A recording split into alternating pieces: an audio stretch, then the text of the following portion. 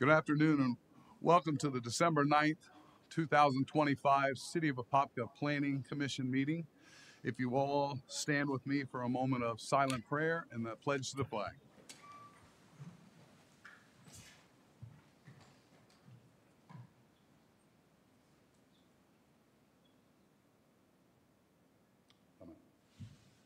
I pledge allegiance to the flag of the United States of America and to the republic for which it stands, one nation, under God, indivisible, with liberty and justice for all.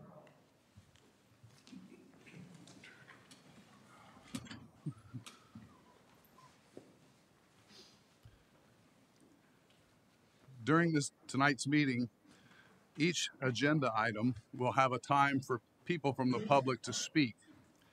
If there is something that is not on the agenda that is planning and zoning related and you wish to speak to the Planning Commission, now would be the time to be recognized. Right. Seeing none, we'll move on. Approval of minutes from October 14th, 2025. Any changes or additions? No, sir. No, sir. All right. A motion and a second. I'll make a motion. And I second it. All right. Motion by Commissioner Ryan. Thank you, sir. Second by Commissioner Washington. Thank you, sir. All in favor say aye. Aye. Any opposed? Motion carries. Public hearing number 1.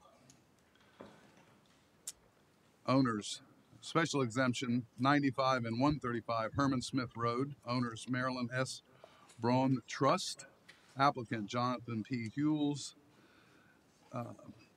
Any of this is quasi-judicial. Has anyone here had ex parte communication on this matter? No. Yes, sir. Very well. Mr. Hamza. Good evening, everyone. My name is Amir Hamza. I'm a planner. The application has submitted a special exception request to allow outdoor storage on the sites located at 95 and 135 Herman Smith Road. These are the vicinity and aerial maps of both properties. The total area of the combined properties is a total of 12.26 acres. The 95 Herman Smith Road property is currently being used as a garage repair operation, and the 135 Herman Smith Road is currently vacant. The property has a future land. Both properties have a future land use of industrial and has a zoning of light industrial.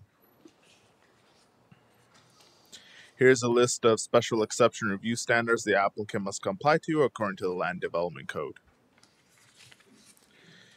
This is a proposed site plan of the outdoor storage facility. The Development Review Committee recommends approval of the special exception to allow outdoor storage within the light industrial zoning district. The recommended motion is for a planning commission to approve a special exception to allow outdoor storage within the light industrial zoning district. Staff and applicant are available for further comments and questions. Very well. Anyone have questions of staff? Commissioner Ryan. Yeah, I have just one question. Yes. As I read the planning land development code a while back, I thought you had to give a 30-day notice in the newspaper, and this notice was dated November 14th. It has to be a notice of 2 weeks from the meeting, not 30 days. So 14 days. Okay. Anyone else have questions of staff? All right, is the applicant here and do they have a presentation?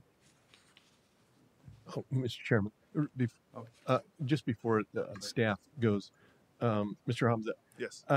As I read through this is currently an operational business. They're just looking to expand. That is better for the applicant to answer. One of the properties is a garage operating center, but the other one is vacant. So they're trying to allow the use of outdoor storage for special exception for both properties. The applicant can explain more detail. Thank you. For the record, McGregor Love, 215 North Eola Drive, here on behalf of the applicant. The land use attorney here for the applicant this evening. We also have our our engineering team, if you have any technical questions. But Mr. Mock, to your question, there are existing uses for these two properties. They're actually both in terms of the use and the way that they're being used. They are non-conforming, legally non-conforming, which means as a matter of law that could continue in perpetuity. But because if this is approved and developed, it will be brought up to code. So the legal non-conforming use will be abandoned, and it'll proceed with this special exception approval according to the city's land development regulations. But if you have any specific questions for me or for the engineers, please do let me know. Okay. Anyone else have questions of the applicant? No, sir. Very well. Thank you, sir. All right. Is there anyone here from the public that wishes to speak on this matter? Seeing that none, we'll bring it back to the board for discussion and a motion.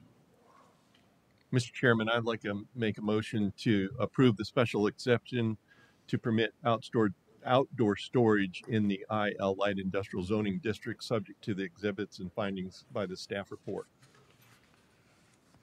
Motion by Commissioner Mott. Thank you, sir. Do I have a second? I second it. Second by Commissioner Wood. Thank you, sir. All in favor say aye. Aye. Any opposed? Motion carries.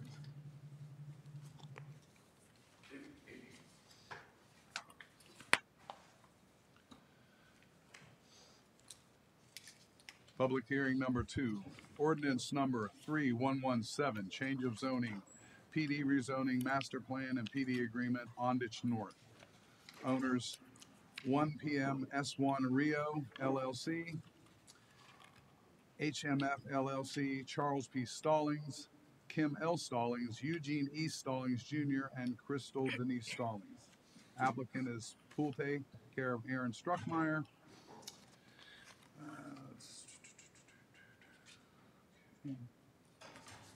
All right.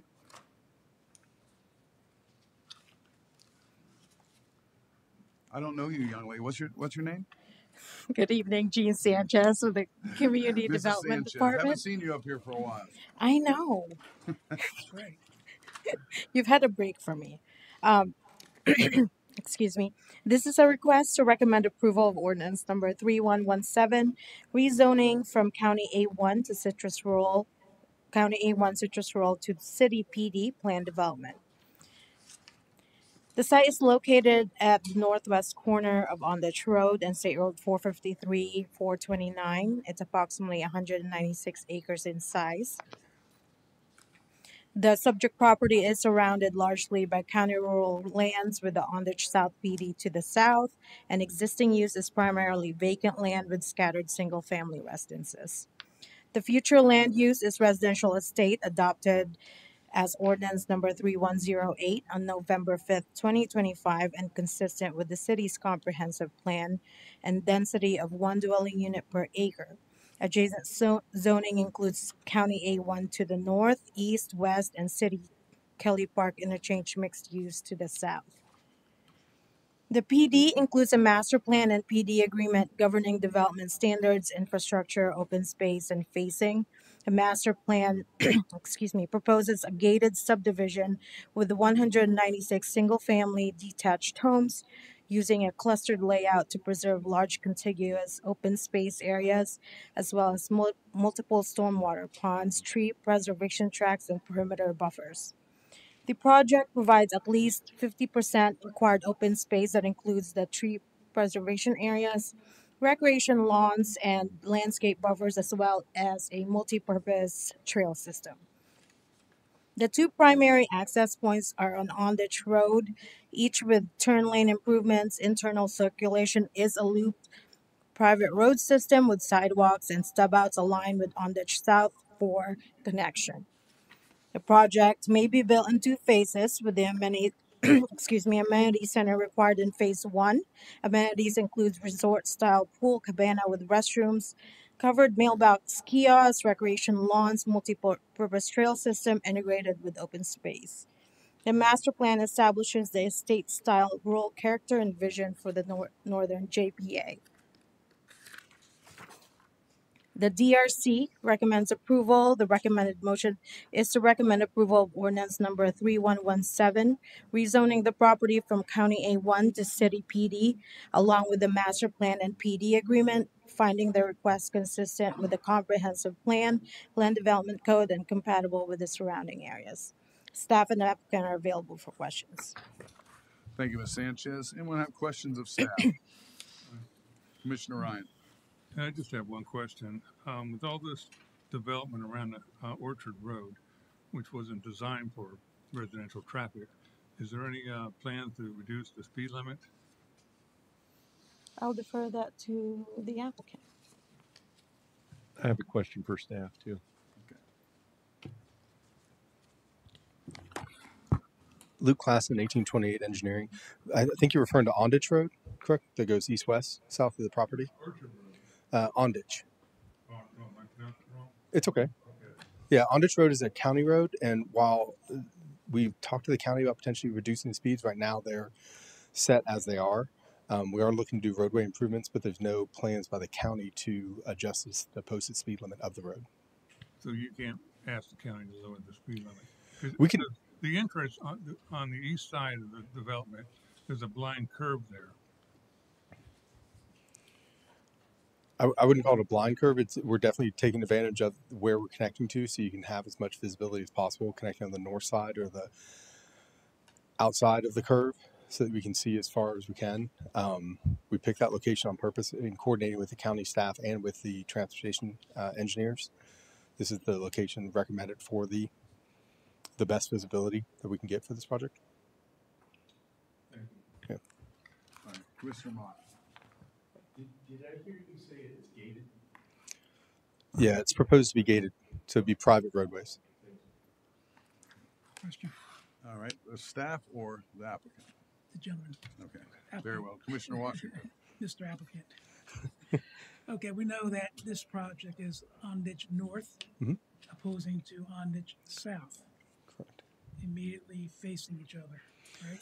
Across Ondich from each other on the west side of the entrance. Yeah, the two entrances, the western entrance for Ondich North and the northern entrance for Ondich South, both are directly across Ondich Road from each other. Correct. Okay, so they both share Ondich Road Mhm. to get to either project. Correct. So, are there any plans to widen the road, put in turn lanes to make it easier for people to position themselves to make a right turn or a left turn where those subdivisions come together? Yeah, there are plans for Ondich Road. It's hard to see on this map, but but I can give you a better example. But there's turn lanes, left and right turn lanes on Ondich Road for that western entrance across from Ondich South. In addition, there's left and right turn lanes on for the eastern entrance for this. In addition, the applicant's going to have to pay some additional fees to Orange County for the mitigation, and they're looking at potentially doing a signal at FE and Ondich in the future. So they're paying the proportionate share, is what they call it.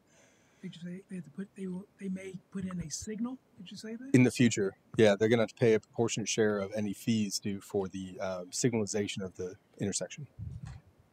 Thank you. Anyone else have questions? Commissioner Wood.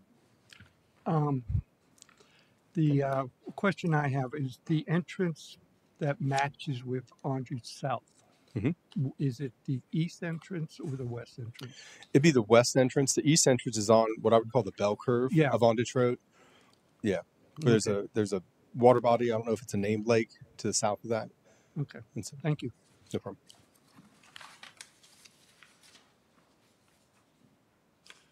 All right. Anyone else have questions of the applicant? Thank you, sir. Thank you, Ms. Sanchez. Anyone from the public wish to speak on this matter? Seeing none, we'll bring it back to the board for discussion and a motion.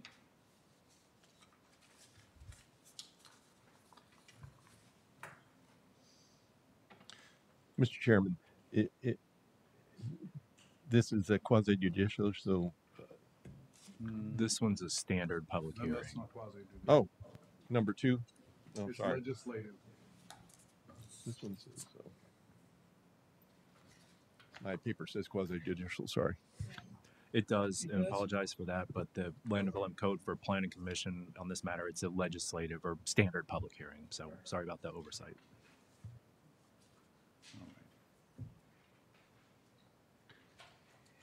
All right, Mr. Chairman, I'll make a motion. Okay. I make a motion to recommend approval of ordinance number 3117, rezoning the subject property from County A1 agricultural to City PD plan development, as well as the master plan and PD agreement, including the PD rezoning consistent with the comprehensive plan and land development code, and compatible with the character of the surrounding areas based on the findings and facts presented in the staff report and exhibits. Motion by Commissioner Washington. Thank you, sir. Do I have a second? I'll second it. Second by Commissioner Ryan. All in favor say aye. Aye. Any opposed? Motion carried.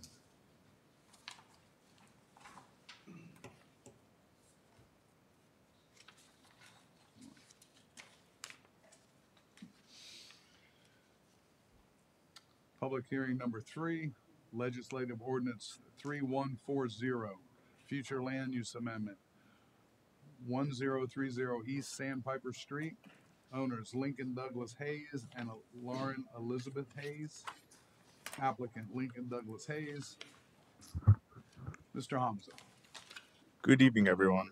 So the applicant has submitted a small-scale future land use amendment, currently from in progress and changing to residential very low suburban for property located at 1030 East Sandpiper Street, which is located between Usler Road and North Thompson Road. These are the vicinity and aerial maps of the 1030 East Sandpiper Street property. The total site has an area of 1.79 acres. The applicant is requesting a future land use amendment of the property to be consistent with the proposed zoning and to be able to apply for a special exception application at a later date to develop an accessory dwelling unit. The future land use, as mentioned, is currently in progress and proposed to change to residential very low suburban. The zoning is currently transitional and proposed to change to residential country estate. The Development Review Committee has recommended approval. The recommended motion is to find the proposed change in future land use designation from in progress to residential very low suburban, compatible with the character of the surrounding areas, and to recommend the approval for the future land use amendment. Staff and the applicant are available for further comments and questions. Very well. Mr. Hamza, can you define what in progress means as far as the existing future land use? So in progress basically means it's similar to the zoning of transition where there's no proper designation of a future land use, and that the property owner would have to do a future land use amendment to give a proper future land use future land use to a future land use amendment, which is what is being done right now. Very well. Thank you. All right. Then we'll have questions of staff. No. Very well. Is the applicant here? Do they have a presentation?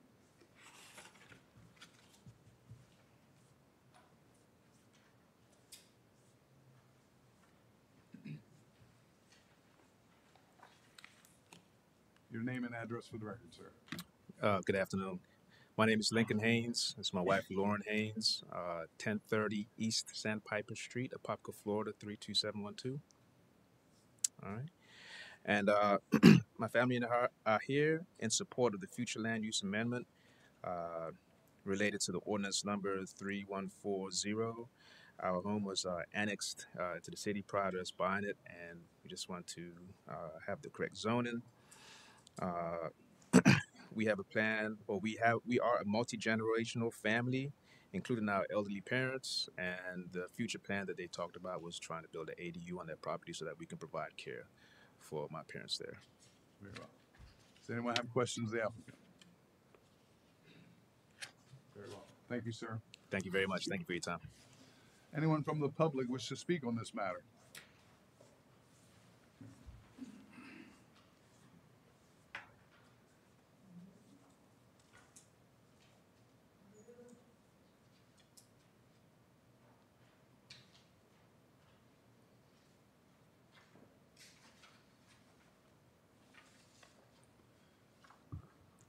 I'm Mary Smothers. I live at 10 1005 Sandpiper Street, just across the street from the Haynes. I just request that you grant their request to have for this change. I would like to see them be able to do with their property what they would like to accomplish for their elderly parents. I am all in favor of that. Thank you. Thank you, ma'am. I'm Patricia Rudder. I live at 1063 East Sandpiper Street, and I welcome them to do what they need to do. We have it's available. Very well. Thank you, ma'am. Bravo. You had neighbors come in support. Support.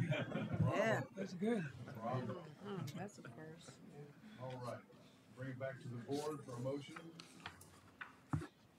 Mr. Chairman, I'd like to make a motion that find the proposed change in future land use designation from in progress to residential, very low suburban, compatible with the character of the surrounding areas, recommending approval of future land use amendments subject to the findings and facts presented in the staff report and exhibits. Motion by Commissioner Norwood. Thank you, ma'am. Do I have a second? Second. Second by Commissioner Mott. All in favor say aye. Aye. Any opposed? Motion carried. Mr. Chairman, I would add that I would hope that my children would do the same thing that you're doing for your mom, so I can live with them. But anyway, that's super. All right. Item number 4, public hearing. Ordinance number 3141, change of zoning, 1030 East Sandpiper Street. Owners, Lincoln. Oh, I have a big mouth. They can hear me. Location 1030 East Sandpiper Street. Mr. Hamza. So this is the same property but for the rezoning. So the applicant is requesting a rezoning from transitional to residential country estate zoning for property located at 1030 East Sandpiper Street, which again is between Osler Road and North Thompson Road. These are the same vicinity and aerial maps of the 1030 East Sandpiper Street property, and again the total total area of the entire site is 1.79 acres. And again, the applicant is requesting the rezoning of the property to be consistent with the proposed future land use that was just approved, and then so that they could also be an they could also develop an ADU at a later date with a special exception permit. As mentioned before and shown on these maps, the future land use is in progress and now is proposed to change to residential very low suburban. Zoning is transitional, proposed to change to residential country estate. The Development Review Committee has recommended approval. The recommended motion is to find the proposed change of zoning from transitional to residential country estate compatible with the character of the surrounding areas, and to recommend approval of the change of zoning. Again, staff and applicant are available for further comments and questions. Thank you, sir. As this is quasi-judicial, has anyone on the board had ex parte communication on this matter? No. Sir. Very well. Anyone have questions of staff? Thank you, sir. I imagine we don't have any questions of the applicant. Where can I move in? They already have enough. They don't need more burden. Leave them alone. All right. So, is there anyone from the public who wishes to speak on this matter? Seeing none, we'll bring it back to the board for a motion and a second. Mr. Chairman, go ahead. Mr. Chairman, I make a motion that we find the proposed change of zoning from T transitional to RCE residential country estate compatible with the character of the surrounding areas, recommending approval of the change of zoning subject to the findings and facts presented in the staff reports and exhibits. Motion by Commissioner Norwood. Thank you, ma'am. Do I have a second? Second.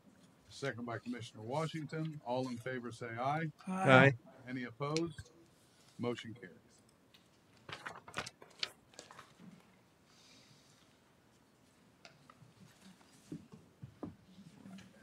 Public hearing number 5, ordinance 3147, Palucci Acres Plan Development Rezoning and Plan Development Master Plan. Owners, Palucci Acres LLC. Applicants, Daniel O'Keefe, Schutz and Bowen LLP. Location, generally located east of Vic Road and east of Jason Dwelly Parkway, north and south Poncan Road. Mr. Howe. Thank you. Good evening, Bobby Howell, Planning Manager. For the record, the property is generally located east of Vic Road, east of Jason Dwelly Parkway, north and south of Poncan Road, east of Pittman Road, and east of Poncan Summit Drive. You can see on the vicinity map, it's the large black property that's on the screen. It's 618.36 acres in size. It currently has a zoning transitional residential single-family estate, mixed-use East Shore Gateway. It has future land use and zoning designations, and then future land use designations and mixed-use, residential, low suburban, residential estate, and commercial. Commercial future land use designations were approved by the City Council unanimously, I believe, back in October. The applicant's requesting rezoning of the property to planned development to allow a PD consisting of 1,034 lots. That's comprised of single-family detached and townhome units. 2 non-residential properties that are proposed at the northeast and southeast corner of the intersection of Poncan Road and Jason Dwelly Parkway. And those are right here. As you see there, the red color on the screen there. And a 145.56 acre dedication of parkland to the city that's located on the south side of Poncan Road. That is this piece of property right in here. It's proposed to be dedicated to the city for a park. The maximum density that is proposed is 1.67 dwelling units per acre, which is less than the maximum density that's permitted in the assigned future land use designations. The properties to the south have future land use designation that allows 3.5 dwelling units to the acre. Your comprehensive plan has a policy that limits development densities to no more than 2 dwelling units an acre north of Poncan Road, and they're under that with this plan. Of the 618 acres, 200 are proposed to be dedicated as conservation, 147.76 are dedicated as open space, and 12.2 acres are dedicated as rights of way. The PD master plan proposes the dedication of 145 acres, as I mentioned, to the city park as a city park, and 3.71 acres located on the south side of Poncan Road to Orange County for open space and stormwater for Poncan Road. PD master plan proposes both residential and non-residential development on the north and south sides of Poncan Road, and only residential development on the east side of Vic Road, which is this property here. There was a 40-acre tract that was unanimously annexed in by the City Council, I believe in August or September of this year, and that went through the annexation process through City Council. Master plan proposes development of the 2 non-residential lots on the north side and south side of Poncan Road. The 8.92 acre parcel located on the northeast corner of Jason Dwelly and Poncan Road, which is this piece right here. And then there's a 4.9 acre parcel located on the southeast corner of the intersection Jason Dwelly Parkway and Poncan Road, which is right here. As I mentioned, the council had unanimously recommended to approve the future land use designations to commercials on this property right here. This has a mixed-use future land use designations. Commercial development is permitted currently as a right on that property. Access to that parcel is, access to the city park would be through the commercial parcel right here. It's a right in, right out proposed off of Poncan Road. For the residential portion of the development, as I mentioned earlier, a total of 1,034 units are proposed in a mix of 876 single-family detached and 158 townhome lots. You can see the property on the east side of Vic has some townhomes within it, as well as some larger lots on the outside, and then some of the smaller lots. And then townhomes are concentrated on the north side of Poncan Road as well. Rear loaded lots range from 40 and 34 feet in width.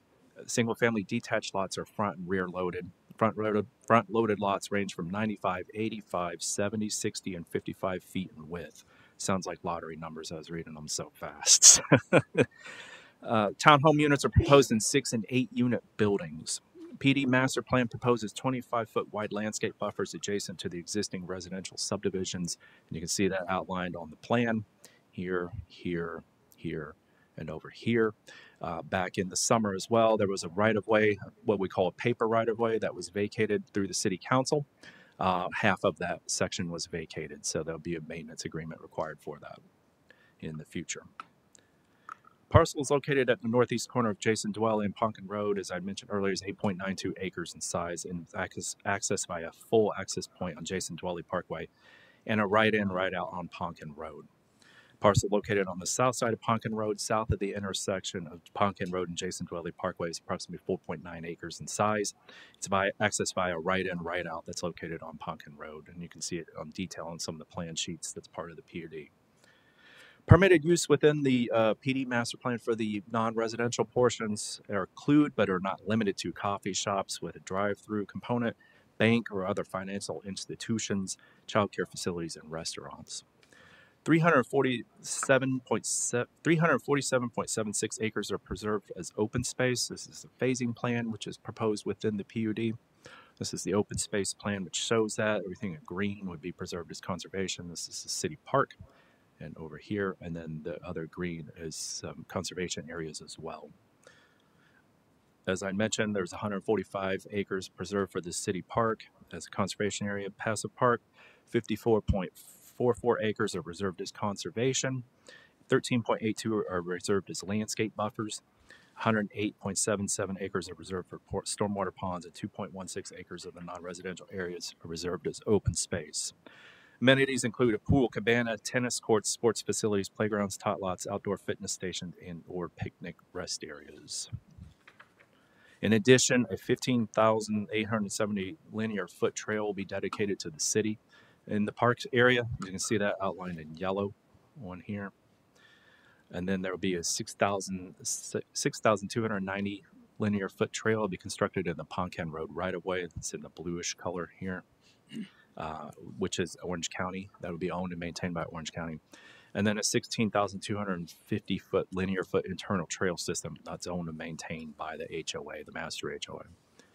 The applicant held community meetings on January 13th, 2025, March 5th, 2025, August 4th, 2025, and December 2nd, 2025. Proposed use of the property is consistent with the comprehensive plan and the designations that the property has. Orange County Public Schools has indicated capacity for proposed development is available and invested if there's not an increase in the amount of units that are proposed. Locations served by the following schools: Rock Springs Elementary, Wolf Lake Middle, and Apopka High. PD Master Plan details a 30-foot wide dedication of right-of-way on both sides of Ponkin Road to Orange County to allow for future widening of Ponkin Road. There's an email correspondence which is in your packet from the county indicating that this is a sufficient right-of-way amount for Orange County or for Ponkin Road. The PD Master Plan also proposes the future vacation of a portion of Pittman Road that currently extends to Ponkin Road, and it is right here. The Pittman Road permits access to the Hamrick Estates subdivision, and I believe there were several of you that were on the board when that subdivision went through. Hamrick Estates is located here to the east of the property, and to access it, you have to go up and around and down to Pittman Road, or up Pittman Road to access the subdivision. Pittman Road permits access to the Hamrick Estates subdivision. In the future, the portion of right-of-way for Pittman Road is vacated. Access to Hamrick Estates would be proposed via a proposed roundabout on Ponkin Road. This is the roundabout right here. So access would go up that way for Pittman Road. And then there would be a stub out that's proposed on a public street that would connect to the east as well to allow access ultimately over to Ponkin Road as well. Approval of the PD Master Plan does not authorize vacation of the portion of the Pittman Road right-of-way. That would have to go to the City Council. The applicant would have to petition the City Council to vacate that right-of-way and would have to go through the appropriate process, and that's done by a resolution. An in-depth overview of transportation will be provided by the City's Transportation Coordinator, Bill Wharton, who's here tonight. The Development Review Committee recommends approval. The recommended motion is approval. And then what I'd like to do now is turn it over to Mr. Wharton, and he will go over the transportation section of the project. All right, give me 1 second, Bobby. Does anyone have questions specifically of staff? Yes. Okay. Commissioner Ryan. Go ahead. Will this project have access to Rogers Road? Rogers Road? Yes. Pardon?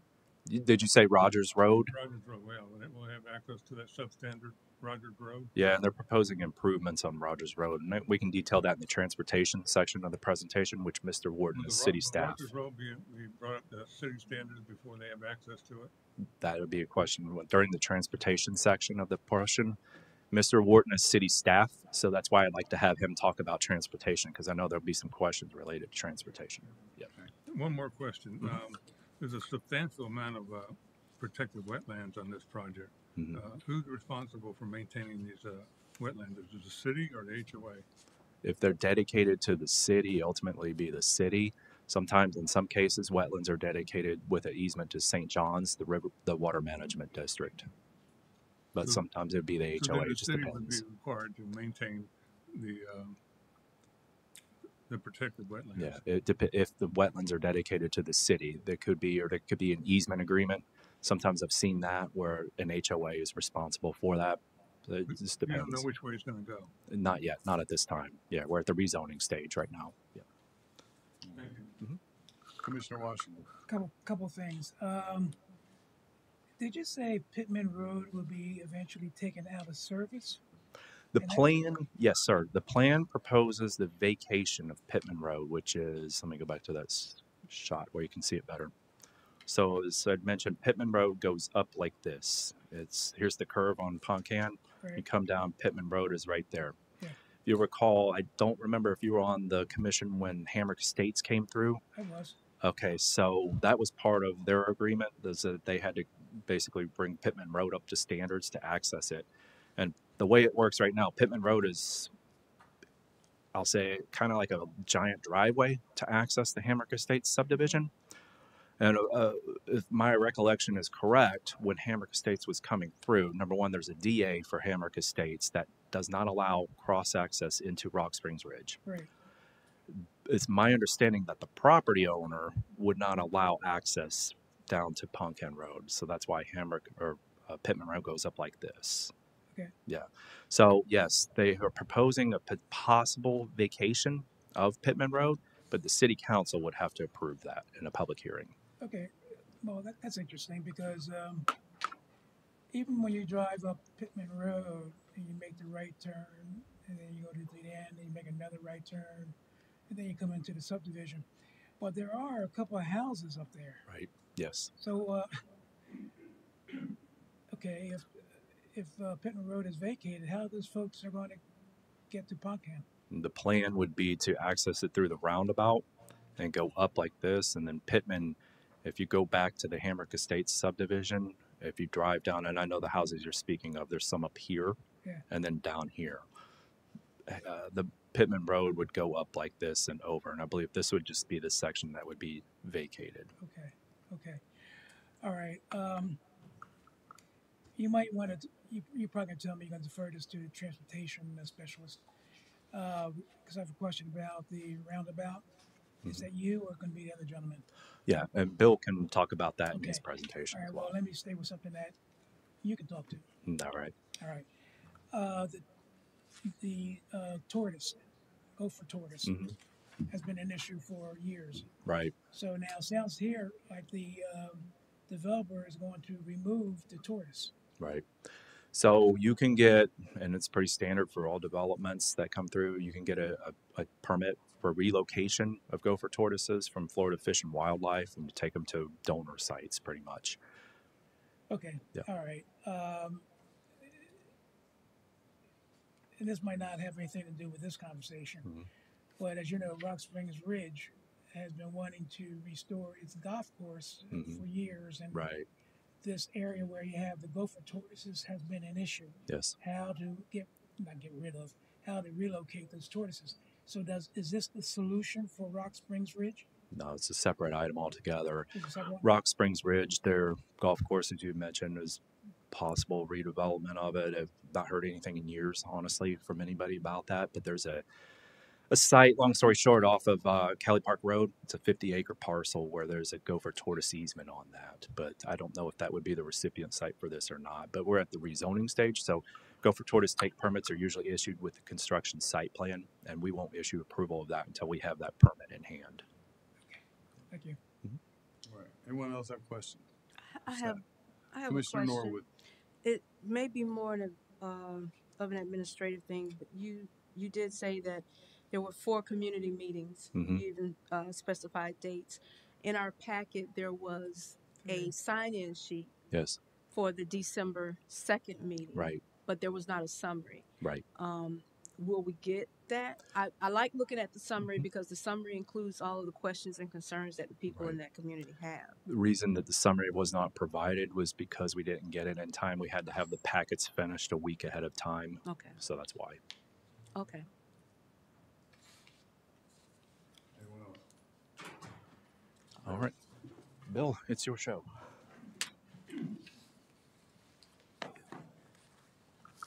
Good evening, Chairman, and board members. Bill Wharton, Transportation Coordinator in the Public Services Department. My first time before you. As you know, projects like this go through a traffic impact analysis, a traffic report that looks at the area roadways, not just roadways, but the intersections as well. Starts out beginning with the existing traffic on the roadways and at the intersections to see what level of service and what kind of condition the roadways are operating under to begin with. The developer has had his consultant provide the traffic report, and the city has reviewed that. The report itself represents that under existing conditions today, all the roadways and intersections are operating at a satisfactory level of service. The report also go into loading the roadway network with the project trips all the way out to complete build out. And they do an analysis on that. The results of their trip is that the roadway sections and the intersections operate at a satisfactory level of service at this time as well. Now, the developer has numerous access points into and out of his development. And according to the Land Development Code, the development will propose to put in the right and left turn lanes at all of these intersections, working towards the safety for the roadways themselves. As you know, the main roadway, Poncan, is Orange County roadway. The Orange County Traffic Division is where this development, we've met with them. The developer has met with them, and they are in agreement with the improvements along Poncan Road so far. I'll be happy to answer any other questions you may have. I have a question. All right, Commissioner Washington. Two questions. There's the roundabout that's planned, right? Correct? It's still in play. Is that correct? Yes. All right. When I saw that, I did not have a good reaction. The reason why is that down on Binion Road, a roundabout was installed to provide access to a subdivision that was just built there. Right. It's a horror story. To me, it's just too small. When you're going down Binion Road, you're going at speed. You're supposed to be going at speed limit, but you can't help but almost stop to get into that roundabout and then keep on going towards Apopka. This is just a comment that I hope that the roundabout that you're thinking about up there on Poncan Road is larger than the one down on Binion. You don't want traffic to stop. You want to be able to move the traffic around. That's what I think. You can tell me differently. You can say, no, Howard, you're wrong. We do want them to come to a stop. That's a different story. But that's my issue. Can you give me some insight on that, on how will this roundabout be large enough so the traffic will be able to slow down but not come to almost a stop? I'll have to defer that to the developer's representative who's here. And that's one of the things we probably need to do with the traffic study. The roundabout itself was not in the traffic study that was provided to us because this was done several months ago. But, primarily the function of a roundabout is to slow traffic down for safety reasons, and operated properly, they do exactly that. It's just, particularly here in America, they are still new to us, and so you still always get the pushback. But the intent is to control traffic. You have less crashes at roundabouts than you would have at a regular signalized or or stop controlled intersection.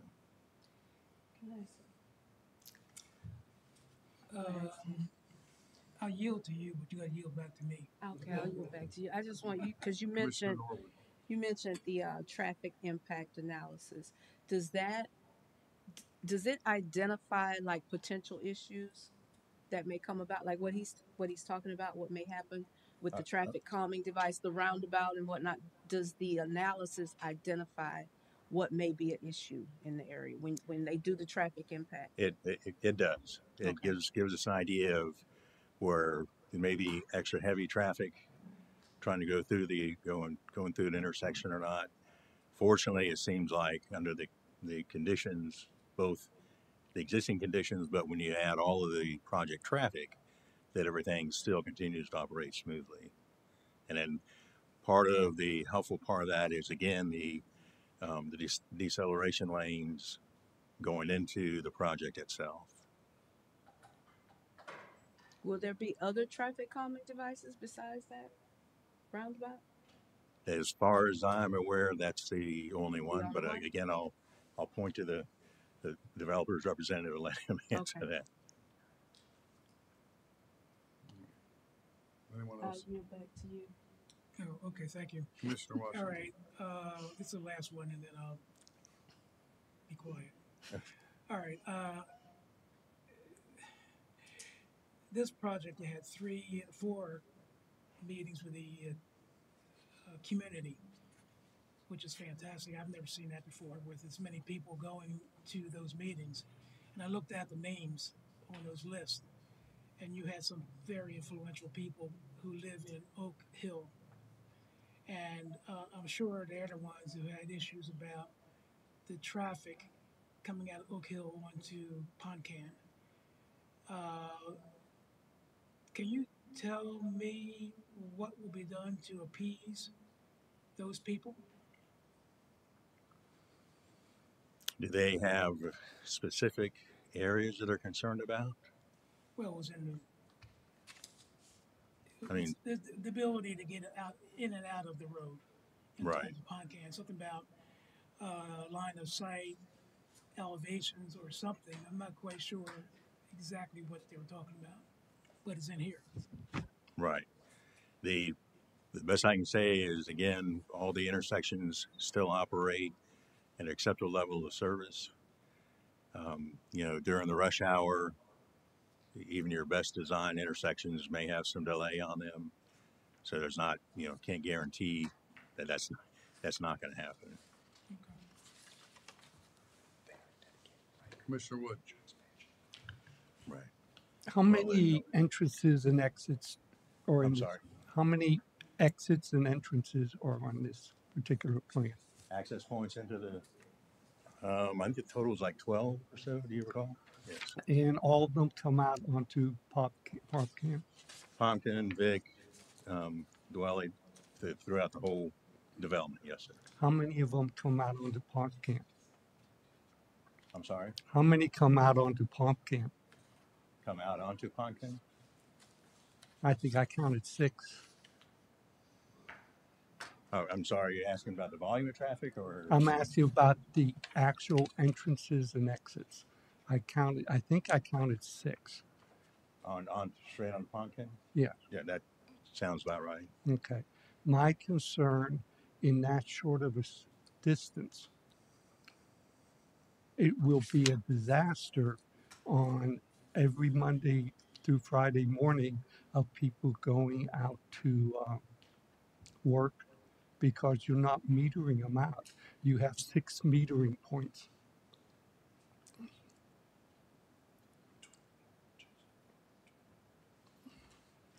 I'm sorry, I can't see that. Commissioner Woods, there are 2 proposed on Pumpkin. That's in the report. I'm just going to read from the report briefly. The proposed development will be accessed by multiple driveways, including 3 proposed driveways on Vic Road, 2 proposed driveways on Jason Dwelly Parkway, 2 proposed driveways on Pumpkin Road, and 1 driveway on Pittman Road, and 1 driveway on Rogers Road. Okay, I must have counted them wrong. Okay. because with all the traffic coming out onto that road, Yes, and this we is know how on. long it's going to take the county to do anything with that road.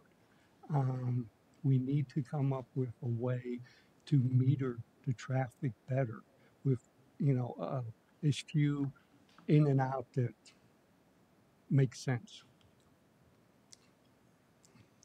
And I'll leave that to the transportation people.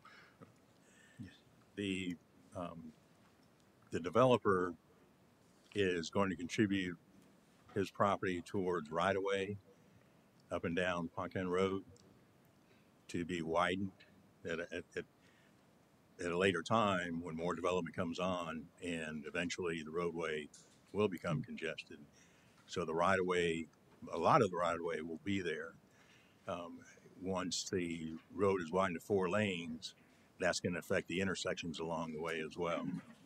Yes, I So, understand that, and but that it time, takes a the while. safety can be addressed at those at the same time. Yeah. But it takes a while after the development is done for the roads to start going in, the expansion. So you're going to have a number of years where you're going to have a major traffic issue along there with all the other developments up that way. Correct. Okay, thank you. Any more questions? Uh, Mr. Mott? Staying in line with the traffic there on Vic and Ponkin, and um, just an observation question. I know you do traffic studies where they put the boxes and put the little rubber things across, and it records all vehicles that go across that. First of all, do you know when the last study was done? And do those studies break out by segments of time? In other words, heavy traffic, rush hour morning, rush hour afternoon, etc. When was the last traffic study done on Pumpkin, for instance? Uh, I'm not sure when the last one was done by the city, but for the traffic study for this project, the traffic count should have been done recently this year. So I would, one of the things, because hot topic here in Apopka is development, infrastructure, and transportation. I really believe that when uh, presentations are made to the planning commission and to the city commission, in that presentation needs to be included traffic study before and projected traffic volume after, by breakouts, major traffic. While I'm happy to hear that there's right of way going to be granted from the developer, et cetera, and that type of thing, I'm not hearing anything. Everything's the future. And if Ponkin Road and we're to depend upon Orange County to be the determining factor of when Ponkin would be widened, I'm not comfortable with that language at this point. I need to hear concrete things, concrete when it reaches this. So, in other words, I live off of Binion. They built 5 apartment complexes, and I can tell you in a half a mile, the traffic volume increased probably 12,000 in 1/2 mile. And that is using the statistical data that you all use per dwelling unit. Right. So what I'm saying is, so that we can, because we're going to have development, I need to see concrete information printed that I can read and that anyone else can read, that we have discussions, pre-traffic volumes, projected traffic volumes. I think it's foolish to not have that information available when it is there, but you have to really, really, really dig to try and find it. And the average person's not going to go through that process. They'll just basically come up and say, this is a traffic nightmare. So I think those of us in positions of responsibility, we need to step that game up and have that information available. And that's perfectly good request, and that information is available in the report that the developer's traffic engineer put together, and that's something we can supply to the board and the commission. I would like to see that. I think it needs to be prominent because when we talk about any development, this development or any other one, you have infrastructure. Okay, you have the buildings that are going to go in there. But the real crux is the infrastructure, transportation, utilities, etc. That type of thing. And we put a lot of information toward what houses look like and what's this going to look like and what's this going to look like. And somewhere over here, if you can see my hand. Nope. Okay. You get my point. Yes, sir. That's, Mr. Chairman, that's one thing I'm going to press hard from here on out from the Planning Commission. I want to see that information. I don't want to have to look on the 92nd page on the bottom. Right. Understood. We'll get that to you. Okay. One thing I would respond to that, Commissioner Mott. Again, we're back to the chicken and the egg thing. It's if you take it out of the traffic, let's use the schools as an example. So, do we tell them they can't make it? We refuse the development because the roads won't support the development? Would that be the answer to that? I mean, I'm just putting that hypothetically out there.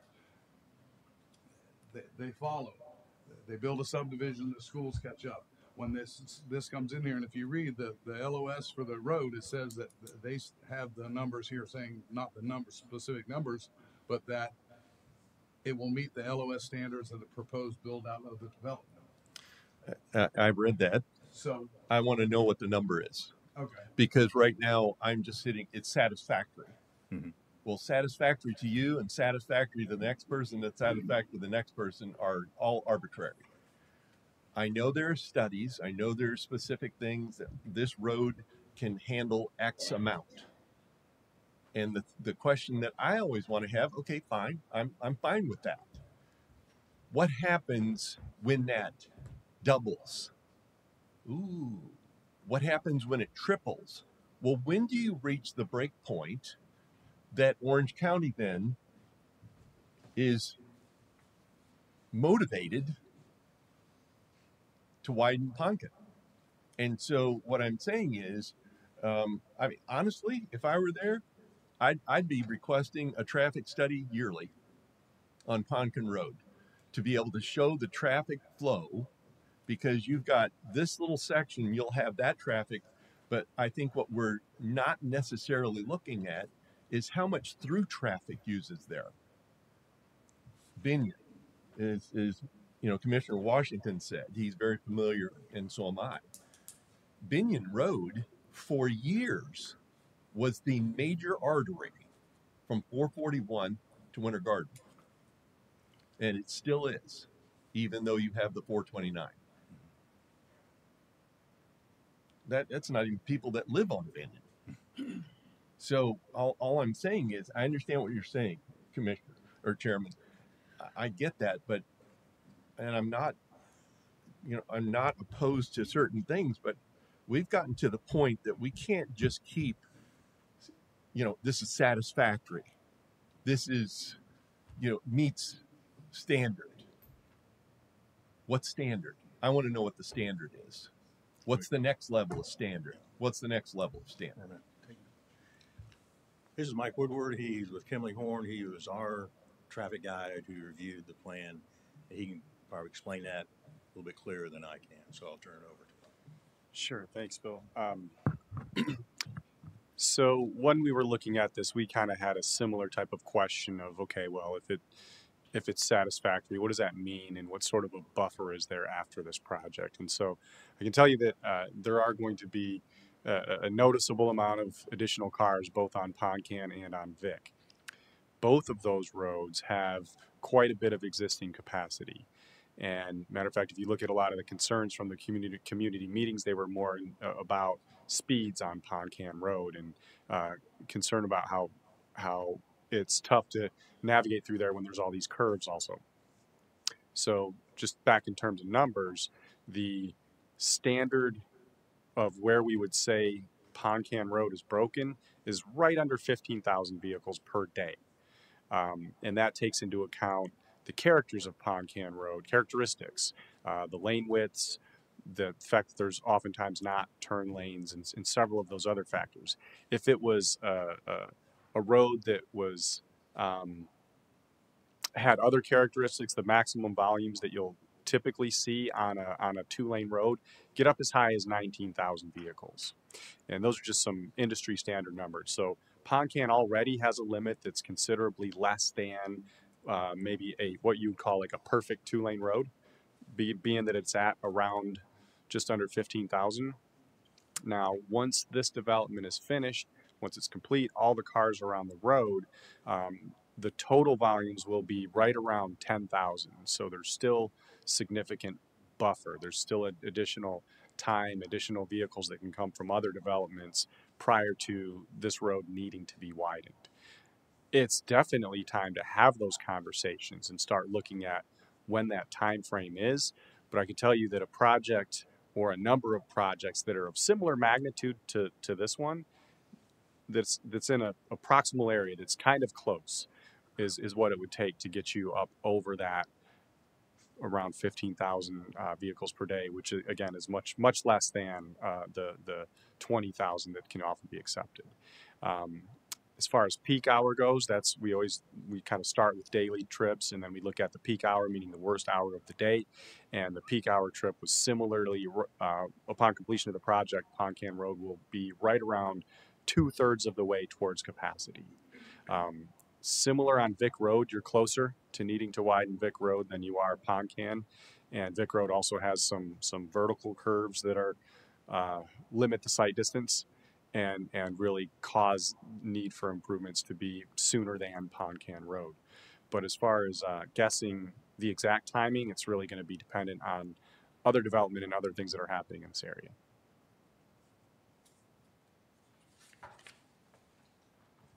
The problem is the city will annex both sides of the road and not the road itself.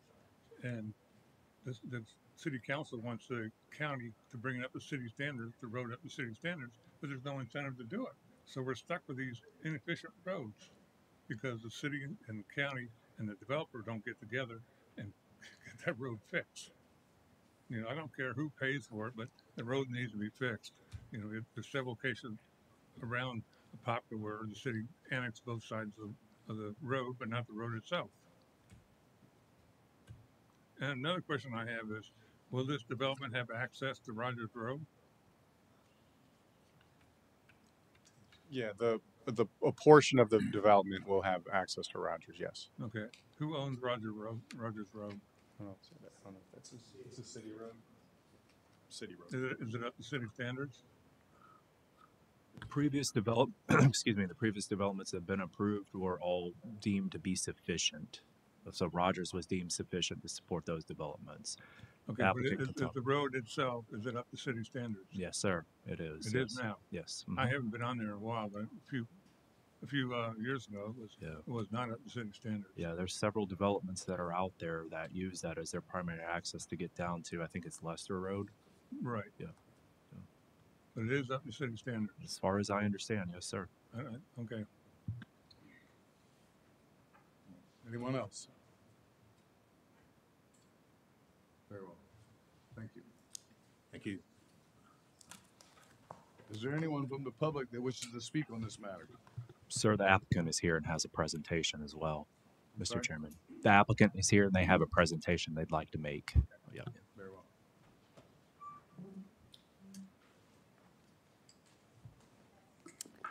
Good evening, everyone. Elisa Sal with Schatz and Bowen, 300 Orange Avenue, Orlando, Florida, 32801. First of all, I want to thank you all for the opportunity to speak with you this evening. I also would like to thank city staff and the city attorney for working with us. We've been working on this project for close to a year at this point. We are very happy to be here in front of you tonight. So, because our conversation in the city's presentation was so comprehensive, I would like to jump into answering some of the questions and answering some of the discussion points that we had just this evening, if that's all right with you all. Okay, so most of the comments were pertaining to the traffic, and so we have our traffic consultant here who's able to answer and address a number of the comments. Thank you, Alyssa. Good evening, Mohammed Abdallah, Traffic and Mobility Consultants. What's our new address? 988 Woodcock Road, Suite 200, Orlando 32803. Thank you for all the questions and commentary, and I appreciate what my colleague Mike Woodward, the city's consultant, came up and presented. But just wanted to add a little bit of color and address some of these questions. I believe Commissioner Washington asked about the roundabout and how that functions. Just to discuss, the Binion roundabout versus what we're proposing here. I think the comment was you have to come to a full stop to navigate the roundabout. That roundabout particularly was designed in a certain way to really act as not just as an access device and an intersection, but also a traffic calming device. So it was intentionally designed to bring the traffic down. Our target was anywhere between 7 to 15 miles an hour as you enter the roundabout. So we were really working to bring that traffic down in that residential area that's transitioning on Binion Road. So it's built into the design. Here, we have similar goals. I don't know that we'll be targeting the same speeds. They're different roads and different, but the goal is to bring the traffic to a quite a slow pace as it enters the roundabout. That's how we essentially bring some traffic calming to this. However, here we do have other elements that we're contending with, including grades and curves, and making sure that the traffic is moving at a speed that is commensurate with the function of the road and the expectation of the residents out here. So we have a lot more space to build the roundabout here than we did at Binion. So we have a little bit more ability to work on the engineering to make sure that this functions per desired standards. Not that one didn't. It was a little bit more cramped. This one we have a little bit more space, so we have a little bit more freedom to work with how it's going to operate. That's good. Glad to hear that. I'm sorry. Glad to hear that. Thank you. So yeah, and quite a bit of thought, and staff has been, city staff as well as county staff have been very helpful in working this out. And as we continue forward with the project, hopefully with y'all's approval, there'll be quite a bit of engineering that goes into that. There were questions on the access points and the density of traffic. As Mike mentioned, there will be more traffic obviously on the road. The roadway has sufficient capacity today, so I think the question was about knowing the traffic today versus the traffic when it happens at build out. So the study looks at the traffic as it sits today, or at the time of the study, which was a few months ago. So that's considered. How's it operating today? And then we layer onto that other projects that are coming online as well as this project. So all of those data points are knowns. Now, it is technical, so the report is long, but there is a table in the report that shows you the level of service, the volume to capacity, so the service capacity that's being used up at every step of the way. And I believe it's table 4 in the report. So it is, a kind of a one-stop, you can see everything. As far as the, when would the road be improved? As you heard from Mike, this road has it's not going to rank up there on the priority list, as it has quite a bit of capacity left in it. Now the challenges with this road are traffic calming. I think there was a question: is there more traffic calming other than the roundabout? And indeed, there is. There is a curve to the north, close to where Pittman, excuse me, Pittman currently comes into Poncan. So the proposal is to eliminate that access. That's a dangerous intersection that's been problematic from a driver safety perspective. So the goal is to eliminate that intersection and not have people coming at it in those curves. But also the other goal is those curves are currently what we call super elevated. So that when you're going through the curve, you can go through the curve at higher speed. They bank it just like you do at NASCAR. You bank the curve. These curves are banked so that you can go faster around the turn. It's intended for safety at higher speeds. In order to improve the safety of the curve and bring down the speeds, what we're proposing is to eliminate that bank and bring the road to a normal crown.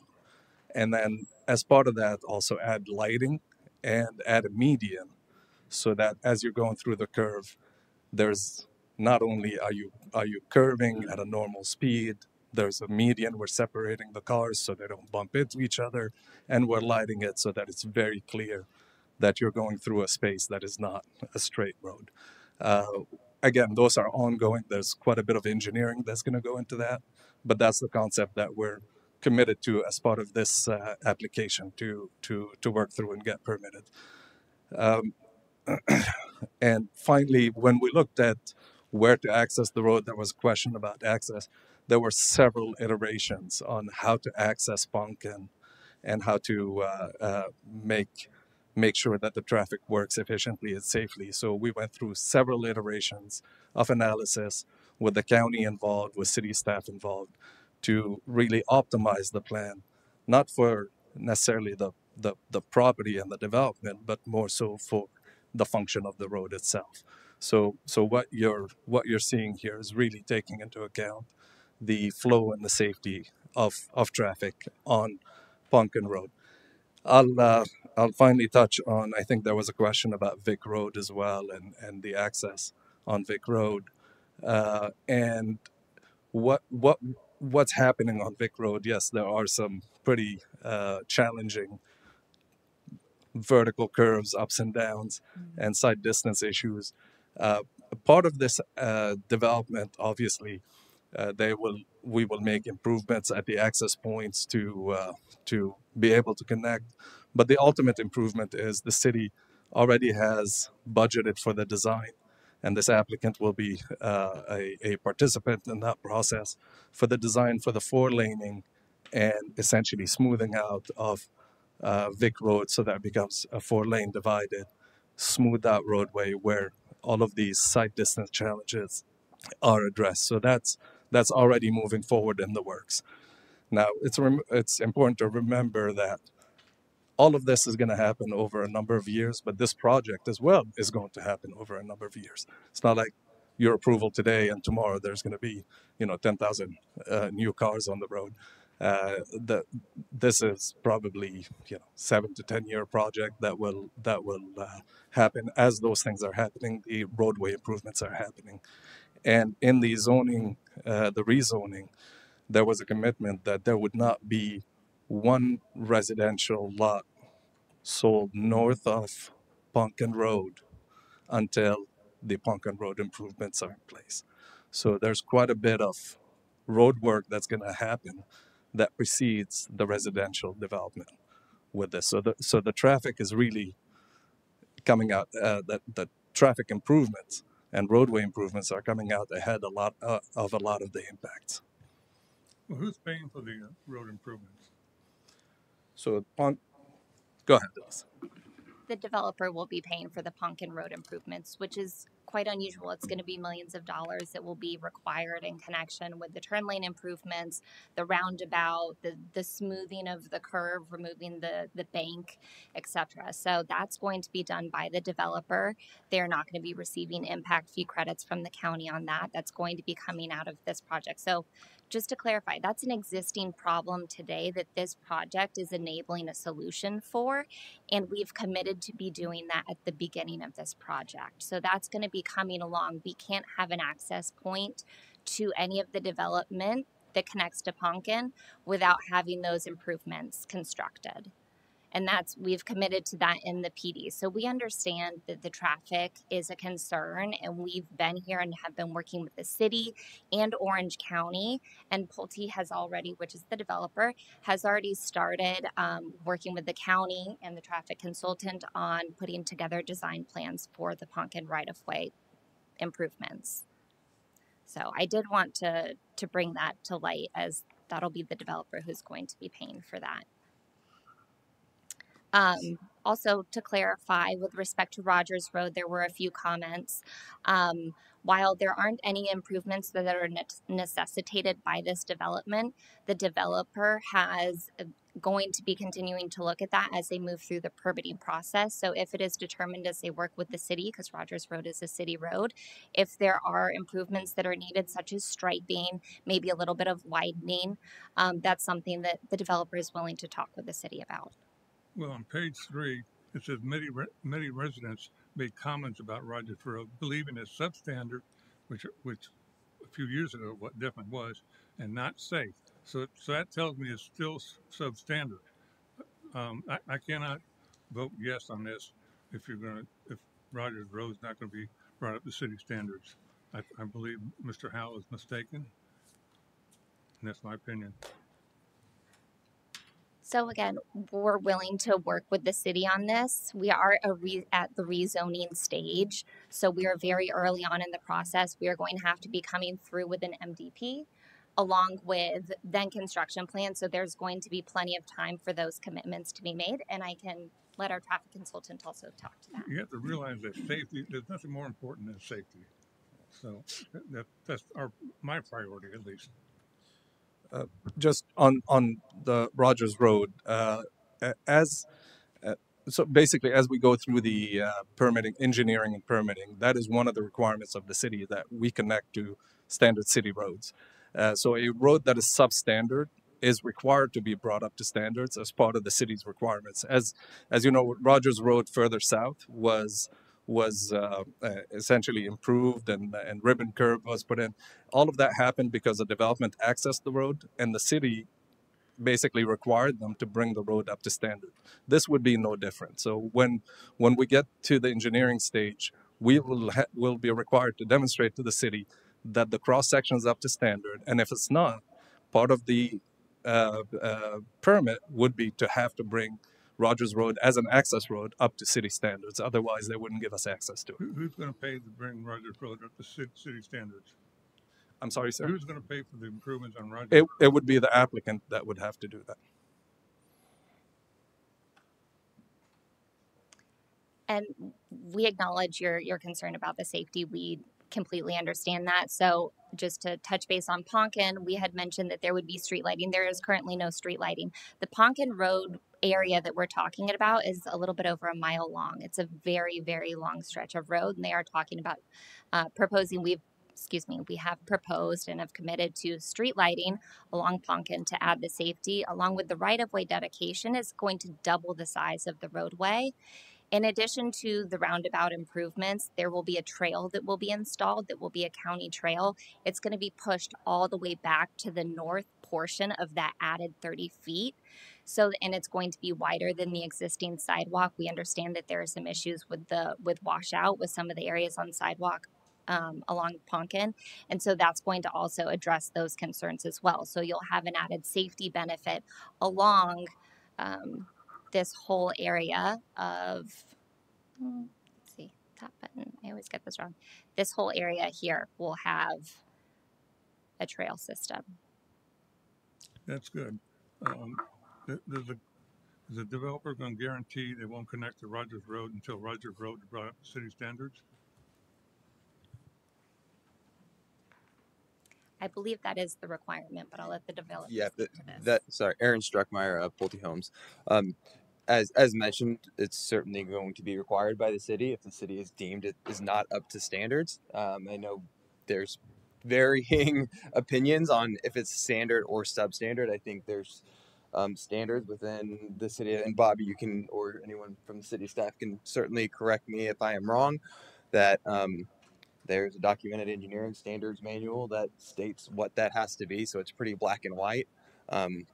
Again, this is very preliminary for that portion of the area because it's not a capacity concern with some of the other roadways and a safety concern, be it that Ponkin was in terms of the level of detail we have at this stage in the process to fully know if with 100% certainty it meets or does not meet city standards, but we will do that evaluation prior to construction plan and prior to construction of that phase of development in connection to Rogers Road.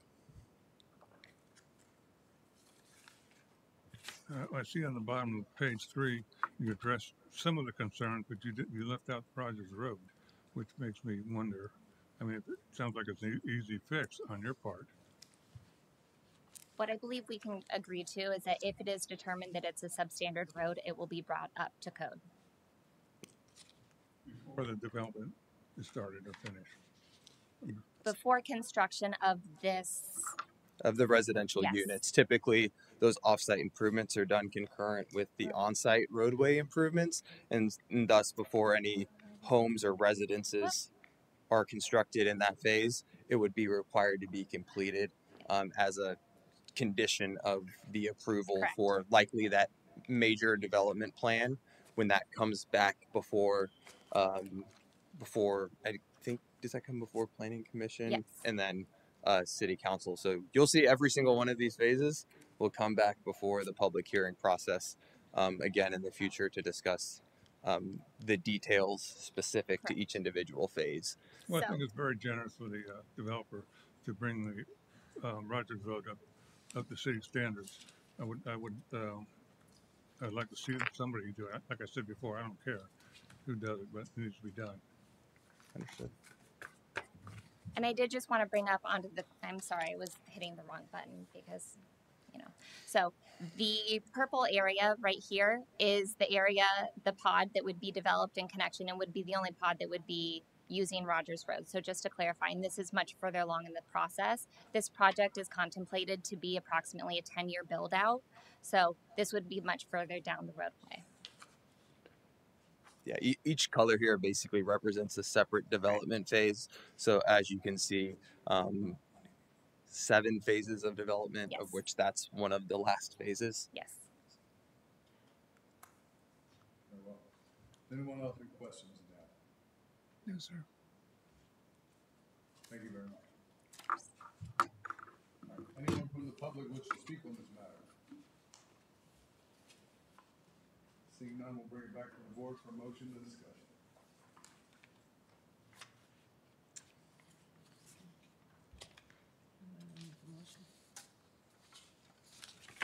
We need it on the screen.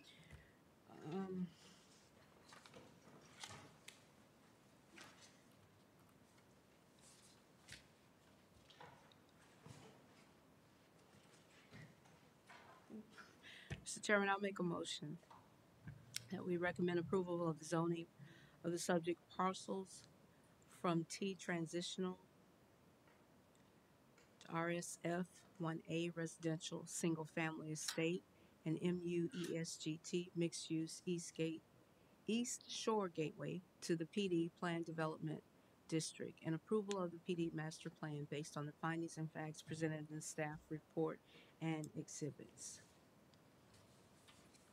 Motion by Commissioner Norwood. Thank you, ma'am. Do I have a second? Second. Second by Commissioner. I'm sorry? Discussion now? Again? Yeah. Well, as it stands, I can't recommend this to the city council because of the issues with Rogers Road, the way it stands now. That's my statement. Very well. Anyone else?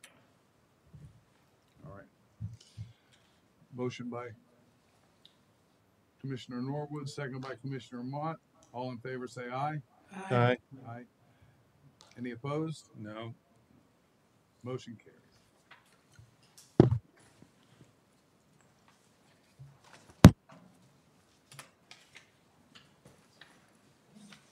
Mr. Howell, Yes, sir. please tell City Council why I voted no. It will be in the report. Thank you. Yep. And I believe you're required, if I'm not correct, attorney, to disclose why you're voting denial. You need to state that. So. Not for each individual, only if that is the will of the majority. Okay. But we'll put it in the report. Thank you, Mr. Howell. All right. Item number 6, public hearing ordinance 3143, certified recovery residences. Thank you, Chairman. I'll be presenting this one. And of course, you hear from me just as you did with the plating ordinance that came through when there's a mandate that's involved from the Florida legislature, and that's what we have here. To start with, a recovery residence, and just defining recovery residence before we get to certified, but that means a residential dwelling unit, the community housing component of a licensed day or night treatment facility with community housing, or other form of group housing which is offered or advertised through any means, including oral, written, electronic, or printed means by any person or entity as a residence that provides a peer-supported, alcohol-free, and drug-free living environment. When it comes to certification, there are various levels of certified recovery residences that cater to different stages of treatment, beginning with a minimum of 9 months of sobriety. And so these are the types of facilities on various levels that are contemplated by some legislation that came through within this last legislative session that requires essentially what's included in the ordinance before you tonight to be accomplished by local governments prior to January 1st, 2026. Apopka is this would be adopted before the deadline, right? I think everything goes through. Apopka is in somewhat of a, I won't say unique position, but really ahead of the game because most communities are not going to be adopting this by that particular deadline. There's not a penalty for such, but Apopka is on track to meet that state requirement. What the legislation requires is that prior to this January 1st deadline, the governing body of every county and municipality within the state of Florida adopt an ordinance that establishes procedures for the review of these types of facilities and includes a process for allowing an applicant to request reasonable accommodations to essentially receive relief from what would prohibit any kind of land use regulation that would prohibit establishment of these facilities. And so what you see in the body of the ordinance, there's also some requirements as far as deadlines go during an administrative process for a local government to process these in a particular fashion and respond to it and make sure that's done on the administration portion. But I think the meat and potatoes of what you have in front of you tonight is this special exception process, which puts these facilities into the principal use table and sets them up as special exceptions within these particular zoning categories so that it does come back for, or it does, certain criteria are considered by staff in reviewing these applications and making the decisions where ultimately these facilities can go. And that's what you have in front of you. If you have any questions, I'm happy to answer them if I'm able to. To be clear, that means that to do that, they would still need to require a special exemption, correct? Yes, that's correct. Okay. All right, any questions? Commissioner Wood? Deed restricted communities. They may have in their bylaws where you can't have commercial enterprises, nor could you have rental houses. Does this ordinance supersede their bylaws? What this ordinance does is it provides relief from, or it requires that local governments take certain steps to, what's a good word, basically lessen some of the regulation on these type of facilities. Now, they're not all commercial, these are some residential facilities. To answer your question, that goes beyond the scope of really what I can answer, because that's all private regulation, and what we have and what's seen before you tonight is solely addresses local government regulation. Now, with the criteria and so forth, there is one of the criteria is whether the requested accommodation is reasonable and necessary to afford the applicant ultimately what they're looking to do. And so, while it's not within the scope of the local government to consider specific deed restrictions, or you are looking, of course, at the character of the land and what specifically is being requested. In other words, everything's going to be an ad hoc consideration, and whether or not a deed restriction prohibits a facility or certain residential component that's contemplated here is going to be an ad hoc determination, and something that we need to ask essentially to private counsel for the area, if it's an HOA or some sort of a deed restricted community, for the attorney for that HOA or deed restricted community. Will the community be made aware prior to the approval? Or is this done and then, hey, by the way, this is going to happen in your community?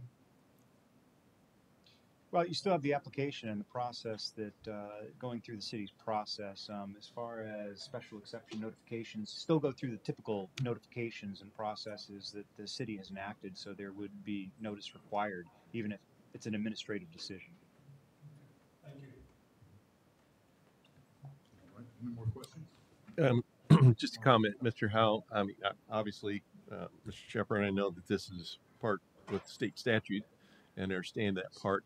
But Mr. Howe, the notification process that we're talking about generally, if I'm not mistaken, there's a required notification within certain amount of feet. Correct. So for special, I'm sorry, go ahead. Correct. I would like to propose that if there was a request for special exemption in a gated or deeded community, that it not be a notification by feet, it be a notification by the whole community. Can that be done per statute? If you're talking about a different notification, something. Do you understand what I'm suggesting? I understand what you're suggesting. Okay. Yes. In the notification, that a state statute, not ours, the notification requirements? So our code for special exception requires 300 feet notification sent via certified mail. There's also a community meeting that's required to be held. The applicant's supposed to do that prior to submitting an application. Then it gets advertised in the newspaper as well. What is the state requirement? Isn't there? I thought there was. For special exceptions? The state of Florida, just their notification requirements. There's in statute, there's advertising requirements for ordinances and things like that. For ordinances, it's 10 days. So notification. Okay. Yeah. So as far as mailing notification stuff, I believe that's a local issue, though. Okay. And for clarification, just from the question about the homeowner association, my understanding was always that the city, county, or state ordinances or laws would always supersede what the homeowner association enforcement is in their requirements of their laws. And this, I mean, looks to me like the purpose of this law was to put in place in every municipality the ability to request this as a special exemption. Correct? Isn't that the motivation behind writing this law was to force that to where it had to be a process to allow that to happen within each city? Some form of relief to, for lack of a better term, supersede land use regulation, yes. Okay. That being said, even you can still have situations where even if something is permitted by right within a city, that it can still not be, it's not inconsistent to have a deed restriction that prohibits something from happening. I can't really go beyond and discuss, you know, what we may see or may not see in certain HOAs, and I can't get into the specifics of that, but that could certainly come into play. And so this is not necessarily superseding, you know, if there was something that was in conflict, then perhaps. But again, we've got several. There's fair housing and several mandates that are mentioned here, both state and federal regulation. So it can get complicated. But I think the point is that we're looking at, you can't be in a situation where a pop can say, hey, you can't do this. Now, there may be tiers and so forth that make it not so doable down as we trickle down into private covenants and so forth. But that's not what we're talking about here tonight. And the reason I ask that, what comes to mind is, for lack of a better term, the chicken ordinance that was passed years ago about having chickens in the neighborhood, and there was a conflict between a neighborhood and somebody wanting to do that, and it was allowed within the city, and that I thought that was the end result, is that if the city allows it, the homeowner association, unless they have a specific thing, they can't come up and arbitrarily say, no, you can't do that now. Depending if they had a covenant that pre-existed prior to an application or something coming before. So in other words, if there's not something, but again, we're talking about hypothetical, but if there's a situation where you have a deed covenant, a private covenant that says you can't do a certain type of activity, what's a good example? Certain rental ordinances and so forth, the city may allow rentals to occur within a broad area, but if there's a HOA that has a prohibition, you know, and that's a binding covenant that pre-existed, then that would, you know, govern. I don't know what happened with the chicken situation, but if there wasn't an existing covenant and they were looking to create a covenant after the fact, that may have been an issue, but I'm not aware of the facts of that. But certainly it depends on timing, depends on what the covenant says, and depends on what the instrument is that creates the restriction. Do you have the state statute number for this? I do. Thank you. I believe it's right there. Cited in the staff report as well. 397.487, parentheses 15A. 15A. Right the beginning of it. First line Part of the summary. 15. First page. You got it? Nope, it's not on the agenda, so. Here. In any case, 397.487, subsection 15. Hey. Okay. Commissioner Washington. No, he was just Oh. completing the statute. All right. Okay. Any more questions? Commissioner Wood. So what you're saying is if the covenants already has the restriction for rental and commercial in it, that this would not override it? No, I'm not speaking to the specifics of that at all. I'm just speaking in hypotheticals about deed restrictions of what could happen. And it's really not something, I can't go into the specifics of how this could impact private. There's too much. Okay. There's too much. It's too dependent upon the factual situation for me to really cover that. No, I was just interpreting what you were saying earlier, that if the instrument matters, the timing matters, what the restriction is and the content of the restriction matters, what the regulation is matters, the location matters. These are all relevant factors. So I'm just pointing to that may be a relevant factor whenever this comes up as an issue. Okay, thank you. Very welcome. Okay. Anyone else? All righty. Is there anyone here from the public wish to speak on this matter? All right, bring it back to the board for a motion. Mr. Chairman, I make a motion that we recommend approval for ordinance number 3143. Motion by Commissioner Norwood. Thank you, ma'am. Do I have a second? Second by Commissioner Ryan. All in favor say aye. Aye. Any opposed? Motion carries. All right. Number 7, ordinance number 3145, police and fire EMS municipal impact fee increases. Good evening, Mr. Chairman and Commissioners. My name is Blanche Sherman, Finance Director. Tonight we're bringing before you two ordinances, ordinance number 3145 and 3146. The first is the police and fire EMS municipal impact fee increases, and the next one relates to our parks and recreation. I have Mr. Sean Ocasio here with me, and he's going to give you a presentation, but I do want to share with you some of the history and how we got to this point.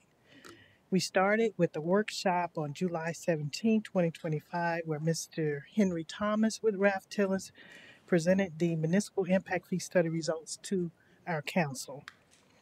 Mr. Thomas provided an overview and recommended impact fee rates compared to the existing rates. In addition, Mr. Thomas explained the implementation process for the increase exceeding the statutory limits of 50%. At the August 6, 2025 council meeting, Mr. Thomas and Mr. Sean Ocasio presented the study results again before the council, and the council recommended approval or gave approval to proceed with the implementation process. That implementation process included 2 public hearings because of the extraordinary circumstances behind the increases. That first workshop was held on November 5th. The second one was on November 19th. And also we had the first reading of these ordinances on November 19th at the regular council meeting, and they were approved. We're here today, December 9th, before the Planning Commission for recommendation of approval. Our plans are to take it on the December 17th council meeting for the second reading. And upon approval at that December 17th meeting, that would be the effective date of the increases, but we cannot collect them until 90 days after that. So I have Mr. Sean Ocasio here to give you an overview.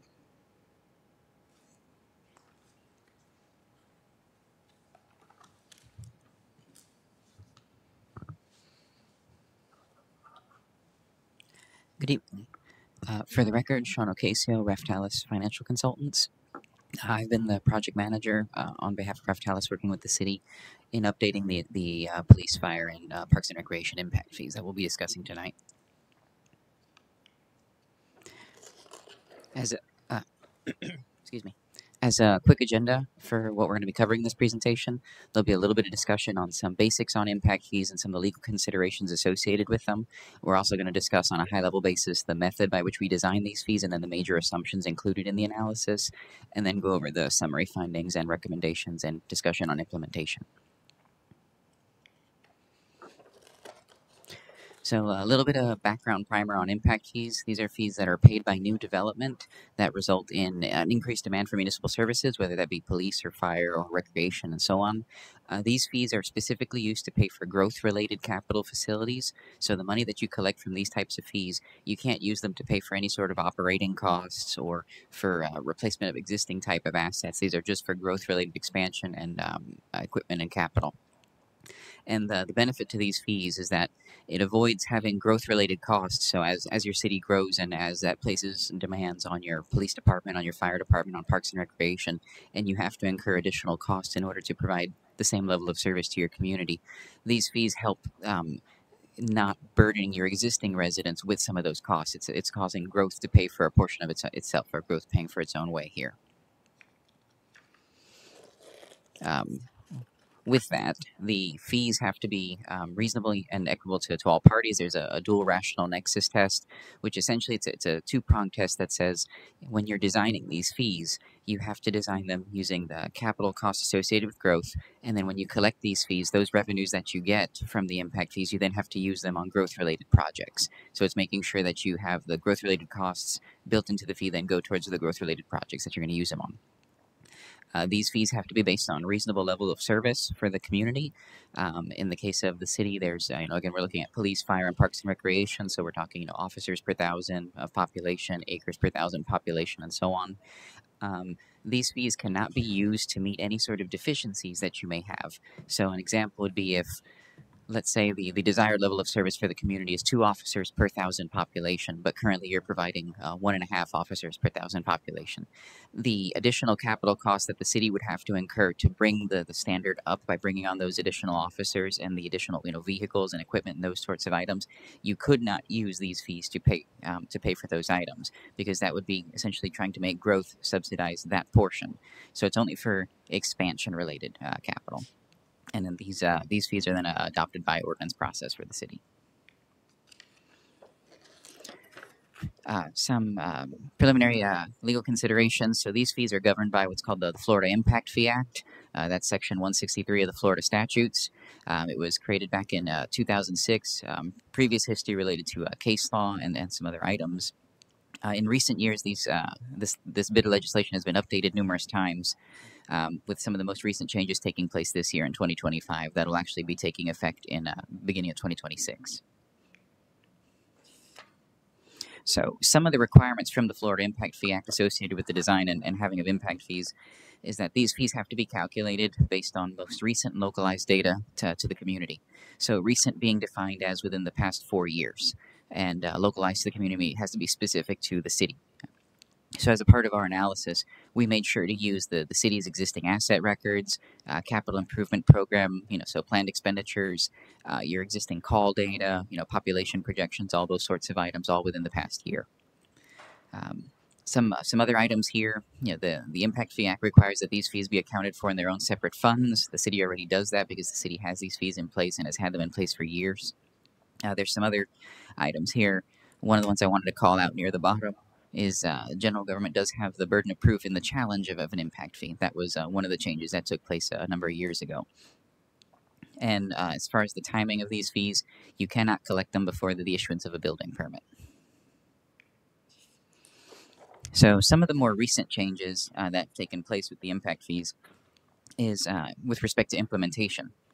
So it used to be you could just, have your impact fee study to justify the cost increases. You'd go through your ordinance reading process, first, second read, and adopt the fees and then start collecting them. However, they set some restrictions in the statute recently, or relatively recently, where now it's a function of the level of the increase, and there's a prescribed phasing protocol that's a part of the statute as well. So the increase, if you're proposing an increase of up to 25%, then that increase has to be phased in over a 2-year period of time evenly. If the increase is higher than 25%, but up to 50%, then the increase would have to be implemented over a 4-year period of time evenly. And then if you're proposing an increase of anything greater than 50%, then you're actually capped by the statute at 50% level with that 4-year phasing protocol. However, when they were updating the statute, they did build in some provisions there that you can bypass those phasing requirements and you can bypass that fee maximum component if you have what are called extraordinary circumstances. And so we'll get into that a little bit further in just a moment. One other thing in the statutes is that you can't update these things more than once every 4 years. So they let you get a bite at the apple once every 4 years now. So with respect to extraordinary circumstances, it's more of a set of procedural requirements. They didn't actually define what constitutes extraordinary in the statute. They leave that up to the elected officials in the governing body as a legislative finding. But the procedural requirements are that there needs to be a demonstrated needs study that justifies the increases and the need to implement them over and above the phasing requirement and the 50% cap.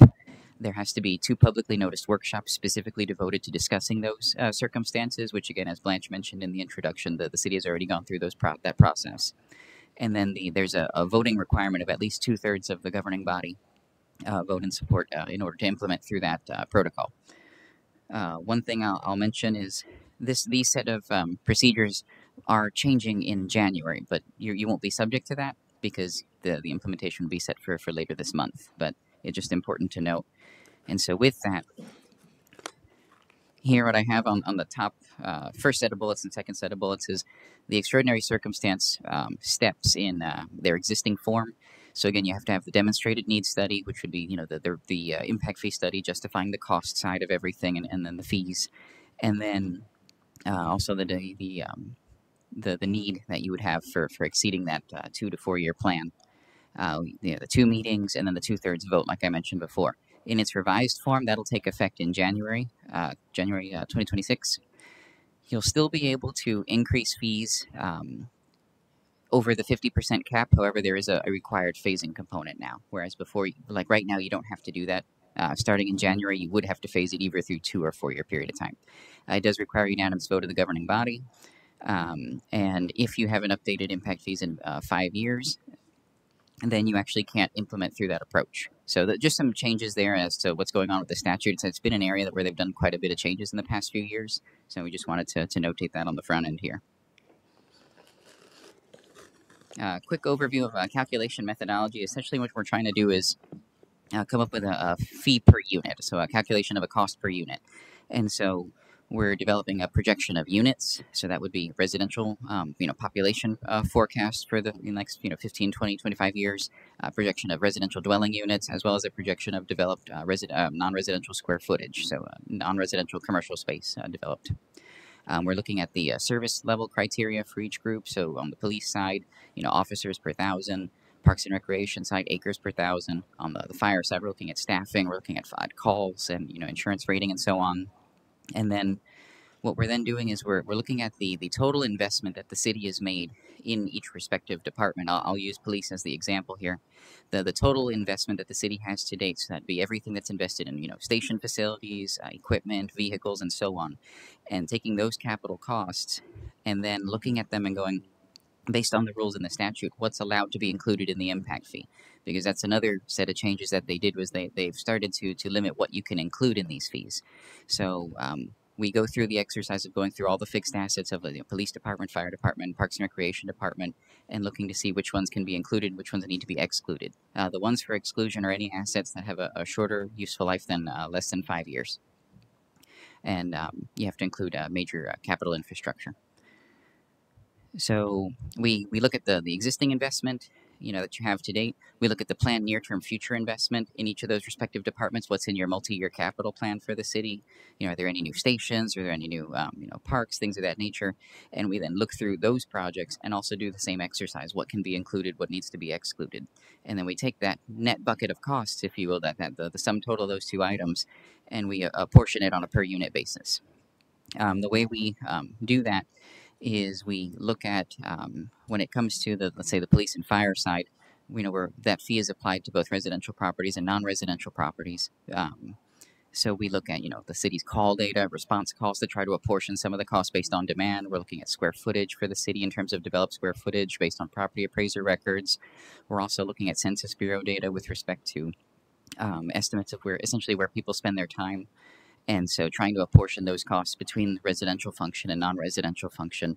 And then from there, we have the costs for residential, the costs for non-residential, and we divide them by that unit forecast that I mentioned a few minutes ago. So in terms of the proposed rate that's then designed for the residential side, it's on a per dwelling unit basis. And on the non-residential side, it's either applied on a per 1,000 square footage or on a per room basis, depending on what land use category it is. Moving into major assumptions. So as far as that unit forecast I mentioned, we look back at your historical population growth, and on an average basis, you've grown about 2.9% per year from fiscal year 2020 to 2025. Then when we look forward, based on planning data and other items that we have from the city, it's projected to increase at about 1.7% per year on an average annual basis through 2050. You've had some good growth in the near term here. And sorry, that's my place. In terms of overall forecast, we're looking through 2023, population is about 58,000. 2050, about 92,000 is the estimate at build out, rough estimate right now, about 120,000. So there is, still significant growth in the future. In terms of the existing investment in capital assets and the level of service by each respective department, currently today for the police department on the books as of the study, there's about $10.7 million in total assets. Now, of that total amount, like I mentioned before, we have to go through it and then pull out what's actually includable. So of that 10.7, 4.9 million is being included in the fee analysis here. For fire, total assets is 19 million. The amount that's being included in the fees, though, is about 14.8 million. And for the park side, it's about 22.3 million that's being included. In terms of level of service for the police department, currently the city is providing about 2.17 officers per thousand of population. Um, when it comes to what we see around the state, somewhat, observationally, on average, it varies between, maybe 1.9, 2.5. It depends on the community and their unique population dynamics and what they're providing. Certain communities that may have very high seasonal influx of population, maybe, like some coastal communities that are big, spring break destinations, they might have, a higher variability in their level of service. But on an average basis, it ranges around 2 to 2.5. So the city is in line there with, with the average of what we see in other places. In terms of level of service on the fire department side, your level of service is more time-based.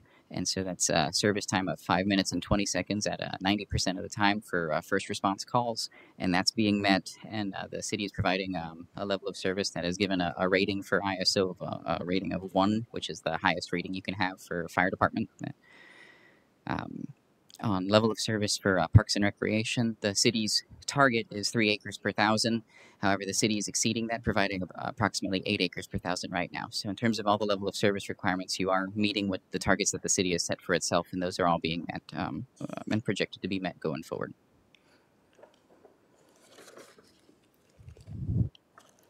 So that's, the existing investment and the level of service side. On the forward-looking side, in terms of major capital improvements, for the police department, the total multi-year capital plan is about $86.1 million, of which $80 million of that is included in the fee analysis.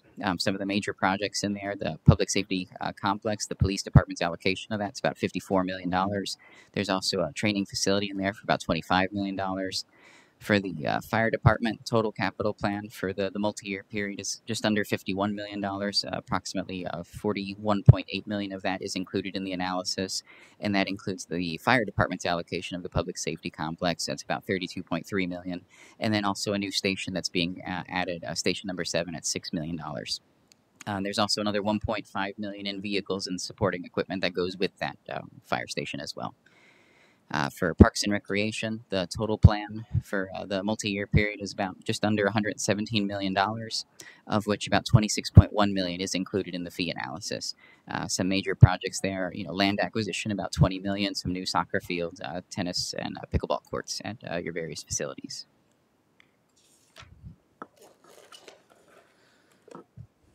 So then, in terms of the, sure.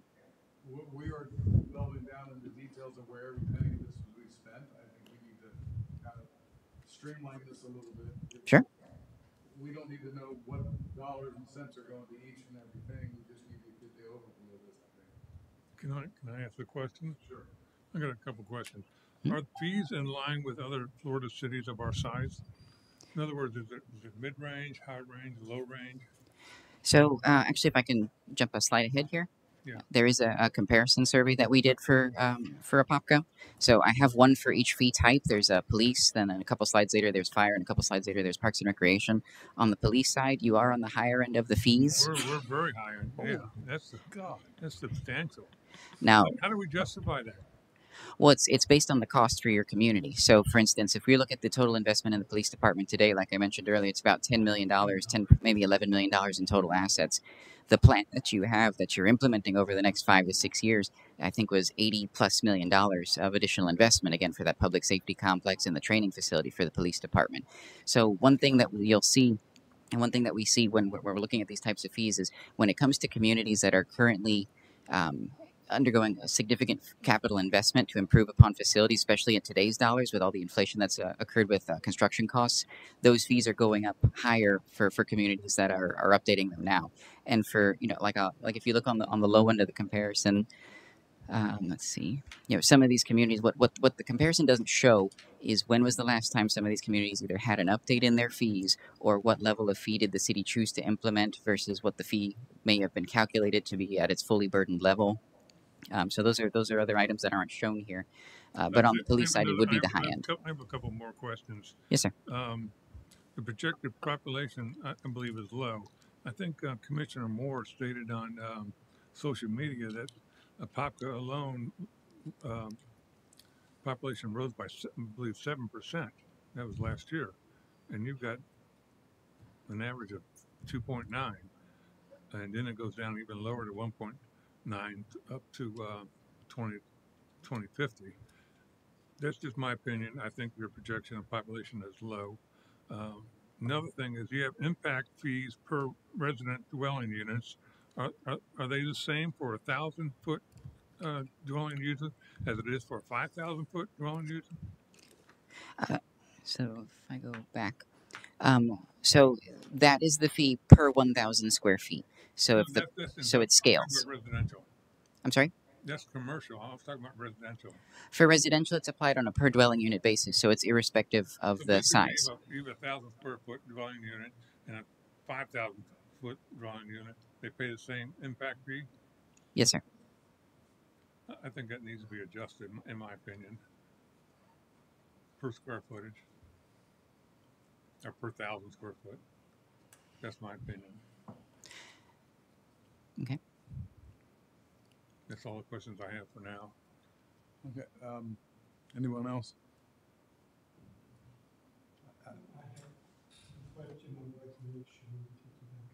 Okay. Can you put the comparison chart back up there with the low fee? I'm looking at that, and there's a lot of cities that are missing here that aren't that touch us directly. I'm curious. There's not Ocoee's not there. Winter Garden's not there. Windermere's not there. We got Palm Coast and Deltona and Ormond Beach, and they're all incredibly low. But irrespective of that, the highest one on there is City of DeLand. We are right next to them right now at 747. We're proposing to go to 1116. That seems like an enormous jump. When's the last time we changed our fees? When's the last time we raised our impact fees? The last time the police impact fee was updated, I want to say, is about 9 years ago. Okay. I thought it said in your thing that if it wasn't done in the last 5 years, it wasn't allowed to go over the 50%. That's a new change that was built into the statute for the recent year that's coming up. That's just. And it's Maybe I'm alone here, but that seems like a ridiculously high number. We're going to be literally double of what Altamont Springs is, or Mount Dora, or ignore these other St. Augustine's are relevant to us. City of Ocoee, we're still more than double them. City of Claremont, almost double of them. Edgewater and our existing, we're almost, I mean, that just seems, we're incredibly high in the first place.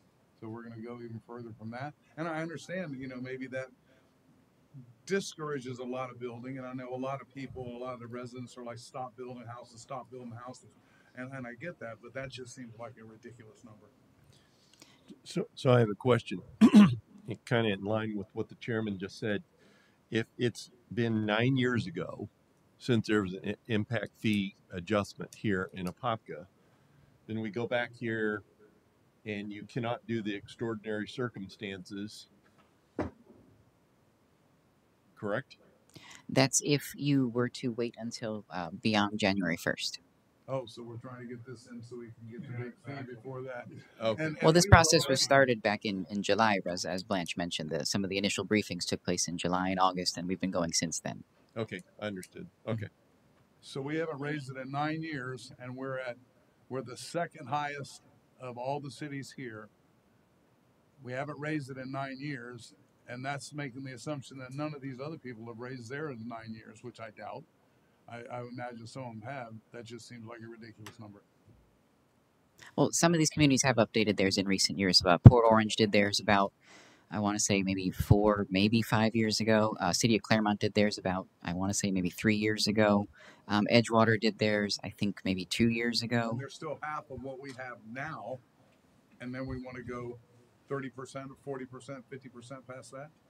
It's a function of the costs that are built into the plan. So maybe our government's out of control and we're spending entirely too much money, because that just looks ridiculous to me. I mean, that's just my opinion. Go ahead. Anybody else? Well, one of the things that he mentioned is that although he's verbally just stated, he said this does not show when the last time that they increased their fee. And if you said one of them increased it 3 years ago, and that you can only do it every 4 years, then it's high potential that entity could be raising their impact fee within another year. The other question that I would have when I looked at this graph before was of these, um, is there any crossover that the county is covering some of the cost through the sheriff's department, because we're specifically looking at the police impact fee Hmm. comparison here.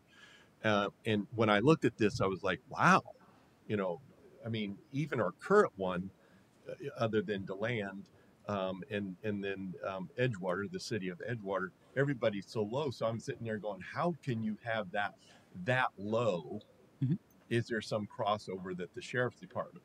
Now, if you Yeah. go on to a couple more slides where you have the next graph, Mhm. you'll see that there is a couple more graphs that are coming up where we're not the highest. Right, right, and to your point, you're correct on your first point. When the communities that we're seeing that are going through these updating process now, we're seeing significant increases across the board. It has to do with, I'll give an example. A fire truck about 6 years ago, a standard engine was about, you know, $500,000, give or take. Now they're going for $1 million, 900,000, plus. An aerial, one of the big ladder trucks used to be about $1.2 million. Now they're going for about $2 million. And that's just the cost inflation in the past 5-6 years that's been experienced. So asset acquisition costs are a lot higher, construction costs are a lot higher. So a lot of the communities that are doing big improvements to whether it's public safety complexes, new fire stations, new parks, new police stations, and so on, they're seeing significant increases as well in their fees. So that I just wanted to add that there. So when I looked at this PowerPoint and I read through the whole PowerPoint, one of the questions that I came up with is, when you talk about cost, etc., is that today's cost or is that an average cost over that period of time of what you think you're projecting that item to cost? So the costs that are included on the existing asset side are the assets on the books through the study date, and for the projected costs, those are based on the capital improvement plans as adopted by the city's budgeting process, or as a part of the budgeting process. So it's those cost estimates based on what the city has come up with for those costs, I believe, at that time. We have not inflated the costs. Okay. To your second comment about shared facilities and shared benefit. One on here that I can speak to is, for instance, the city of Deltona. They're the lowest one on the comparison. However, that's because their fee is very nominal. I want to say it's $70 or something like that. It's very small. It's because the bulk of their service is provided by the county, and essentially the only assets that they're recovering as a part of their impact fee is just a single building that they have that then the county runs everything through. So they don't have a lot of capital investment to recover in their fee. And it's a unique situation compared to the city where it actually owns and operates and maintains its whole police department, fleet, and everything associated with that. So that's another differential that these comparisons don't always show is that level of interaction. Let me ask another question. So how much did the city pay for this study? I'd have to check to give you an accurate answer. I don't know offhand. I don't. I'm sure it was substantial. Well, I have a question. Are you done? Yes. I'm sorry. Do you have a comparison of the cost increases now? Do you have a comparison of the dollars per citizen of the budget for the EMS and the fire and the parks? A comparison of that with other cities? When you say dollars per citizen, you mean? We're asking to raise the impact fee to fund the police department and the EMS and to fund that. That's what we have here. So do we have the numbers saying that, okay, the city of Winter Garden spends $1,000 per person on fire and EMS, and Apopka spends $1,000? Do we have that comparison to see what our numbers? I'm looking at this and thinking maybe our budget is out of whack there, and do we have a comparison of that so where you can say, City of Winter Garden spends $500 per resident on police and fire. What do we spend compared to them? Well, that's on an operating side, and impact fees are not related to operations. They're related to the capital investment associated with bringing the assets onto service. So that's not encompassed as a part of this. So we don't have a comparison like that. But it still begs the question. I understand how it's allocated. That's a detail. I'm just asking an overview. Why do we need this much money versus everybody else? Because what's the justification for that huge amount of money to raise our impact fee? I'm just thinking that's going to make the people that want to build or construct is just going to All they have to do is go a mile that way or a mile that way, and they can build and spend a half the money on the impact fees. If you build 500 houses or 1,000 houses, $100,000 for impact fees. You follow my that's my whole logic and reason. But No, anyway, I hear your concern. What I would mention, just observation is anecdotal, is that a lot of the communities that actually have higher impact fees, we don't see the decrease in growth that you might expect, because remember what the impact fees are funding is the services that you're providing to the community. Let's say on the parks and recreation side, you know, that you're providing those amenities, you're providing those acreage and open space places and everything. So to some extent, those are even things that are used by developers to market the community and, you know, market the properties. So anecdotally, in the communities, you know, some of the ones we worked with, you know, Winter Garden and some others, when development came and said, um, if you go through with, you know, let's say increases like this, we're not going to develop. In the case of Winter Garden, this was years ago. They said we're still going to implement the fees anyway, and the growth still came. So while it does have the potential to impact new development, of course, you know, just, you know, price elasticity of demand and that kind of thing, what we at least observe is that it doesn't necessarily impact it in that manner. You know, for instance, if you look in, let's say, South Florida, there's just a recreation impact fee in some communities down there is $5,000-$6,000 per house, so that they can vary, you know, materially and still have development. okay, I understand. Yeah. This is capital. Yes, sir. This is projected capital. So you're talking building, equipment, vehicles, etc. This is not personnel. You know, there's been discussion for several years about a new police building, you know, potentially being built, and I think that that's what's in here. Yes, sir. When you get to the fire department, you know, it talks about Station 7, the equipment to build that out and build that out. So this is talking about capital. And when you have the growth and development, if you're going to continue to move forward, so if you have 2.17 police officers per every 1,000, and you have another one, well, I don't know if each one of those police officers have a car. If you put two in the car, or however that's done, then that's the police department's, you know, responsibility and how they do that. But, you know, as you get more police officers, you got to get more cars, right, more vehicles, and that type of thing. So that's what we're talking about here. Yes, sir. I just have a question on the graph, if you can go back. Looking at the cities listed, you mentioned Deltona. Mhm. They don't have any services in police. It's all done by Volusia County. Could this be done like for like? Like, who's building a new public safety building? Who is expanding their police force that they need the additional infrastructure? When you get to the fire department, who's building another firehouses or multiple firehouses? Comparing us to the city of Deltona, it's not a valid comparison, because their needs are not the same as our needs. So what it would be helpful if we would have a comparison of like needs, not just a random selection of cities, because what Volusia County supports local municipalities is different than Orange, is different than Lake. So is there a way that this can be presented differently, that we would have a more, I know you can't be complete apples to apples, but this is apple to lemons. Um, it's more of a comparison like to like. It was meant to be more just, you know, general Central Florida. In order to do a comparison like that, there's quite a lift of research involved, because we'd have to get all of the capital plans for each of those municipalities.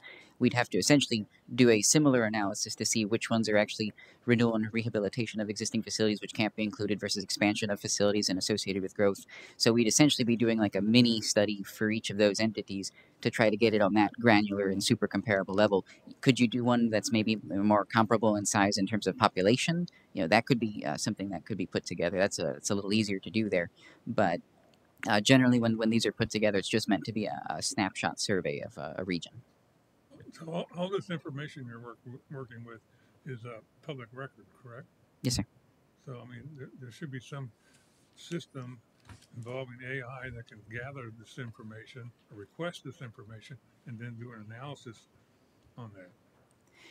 It varies because different communities have different budgeting processes. So, for instance, some communities, as a part of their publicly published budget documents and capital planning documents, will have not only the list of projects and the spending curve throughout time, but they'll also have detailed project write-ups for every singular project within that as a part of that document. However, some municipalities don't publish in that level of detail, and instead will just publish the summary total projects and total spending curve, and that detailed information that would speak to the character of the items I mentioned earlier wouldn't be available. So You're saying it's not feasible to do a record request on these cities? Well, I mean, it's going to be irrelevant to our discussion tonight. It's not going to happen now. We have to work with that we got in front of us. We're not going to get any more information tonight. For next time. Can you move forward in the presentation, because we get stuck here on this, we could be here for about. Well, I know, but okay. I mean, that's fine. We were just, there's a whole lot of details and explaining us how the impact fee works that I think isn't necessary. Okay. I'm trying to expedite this a little bit. Sure.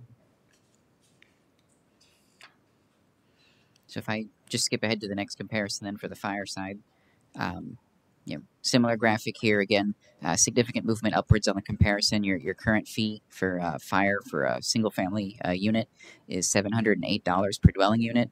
That would be increasing to $1,104 per dwelling unit. Yeah, we're still on the upper end.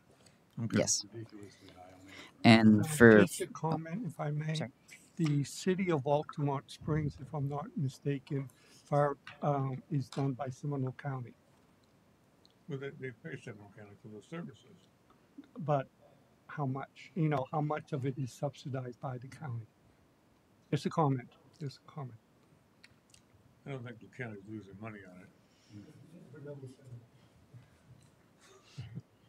So with this comparison here, one thing I wanted to mention was City of Claremont, like I mentioned, they did their fee study about 2-3 years ago. They're the highest one on the comparison right now. City of Palm Coast just did their impact fees back in June. So that's why they're on the higher end as well, because they have significant investment.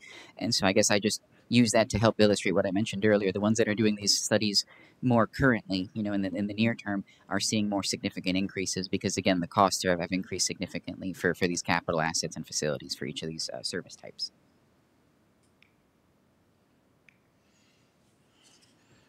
For Parks and Recreation, then, the current fee level is $1,060 per residential dwelling unit. That would be increasing to $1,358 per dwelling unit. In this case, you'd still be below the average of the survey here, the survey being about $1,627 per residential dwelling unit. And again, what you'll see, City of Claremont on the far right, City of Palm Coast on the far right. Ormond Beach did theirs probably about 5 years ago. They're on the further right, and so on. Port Orange on the higher end as well. So again, it's part of it's a function of timing. Some communities have waited a long time to do these, and when they do have to go through that exercise, there'll be some catch up. So in terms of combining all those together, the total fee per residential dwelling unit would then be for police, fire, and parks and recreation service. Currently is $2,515 per residential dwelling unit, just slightly below the average of the municipalities that were surveyed at about $2,559. They would be increasing to $3,578 per dwelling unit. That's an increase in totality of about 42%. And again, you have those communities I mentioned that are more recent in their updates are leaning more on the right side of the comparison there. So I don't know how far into the weeds we want to get in terms of implementation concerns and those requirements. I'll let you guide me there.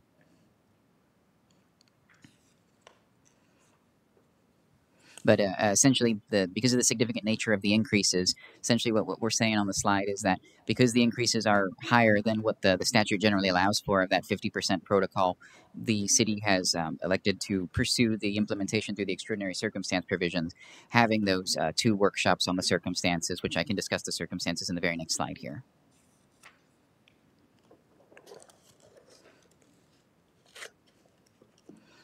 So again, there's been high population growth. Again, based on the information we had, the permanent population had increased by almost 22,000 residents since 2010. That's, like I said, an average increase of about 2.8% per year on an average annual basis. The state average over that same period of time is about 1.5%. So, when you're comparing to the state, you have been growing at a very high rate. Continued population growth is projected for your community, necessitating the expansion of the capital facilities you have. So, as growth is coming in, it's placing demand for additional police officers, additional fire facilities, and additional parks and so on. And so it's that growth that's driving the need for these projects, and it's the costs of those projects that are then driving the increase in the fees themselves.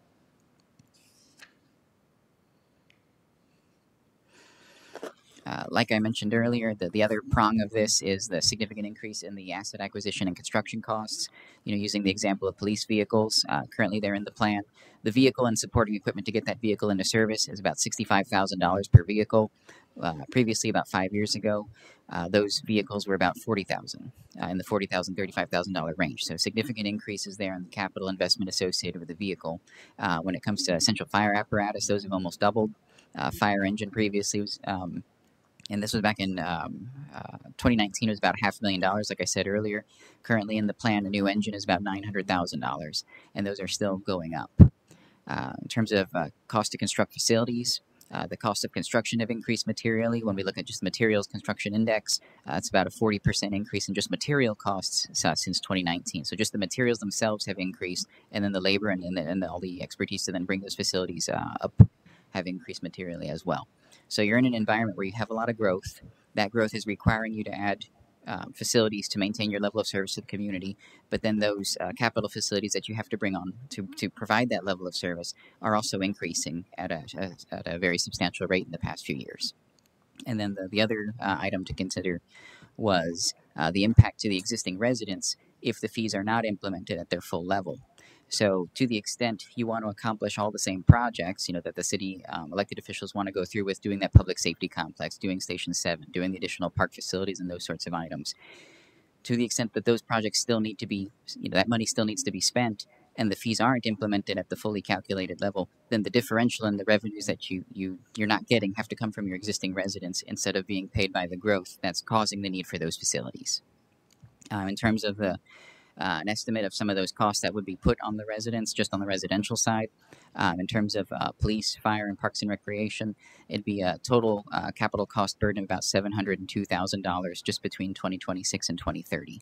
So that would be another, $700,000 that the residents would have to take on, as opposed to being recovered through an impact fee over that period of time.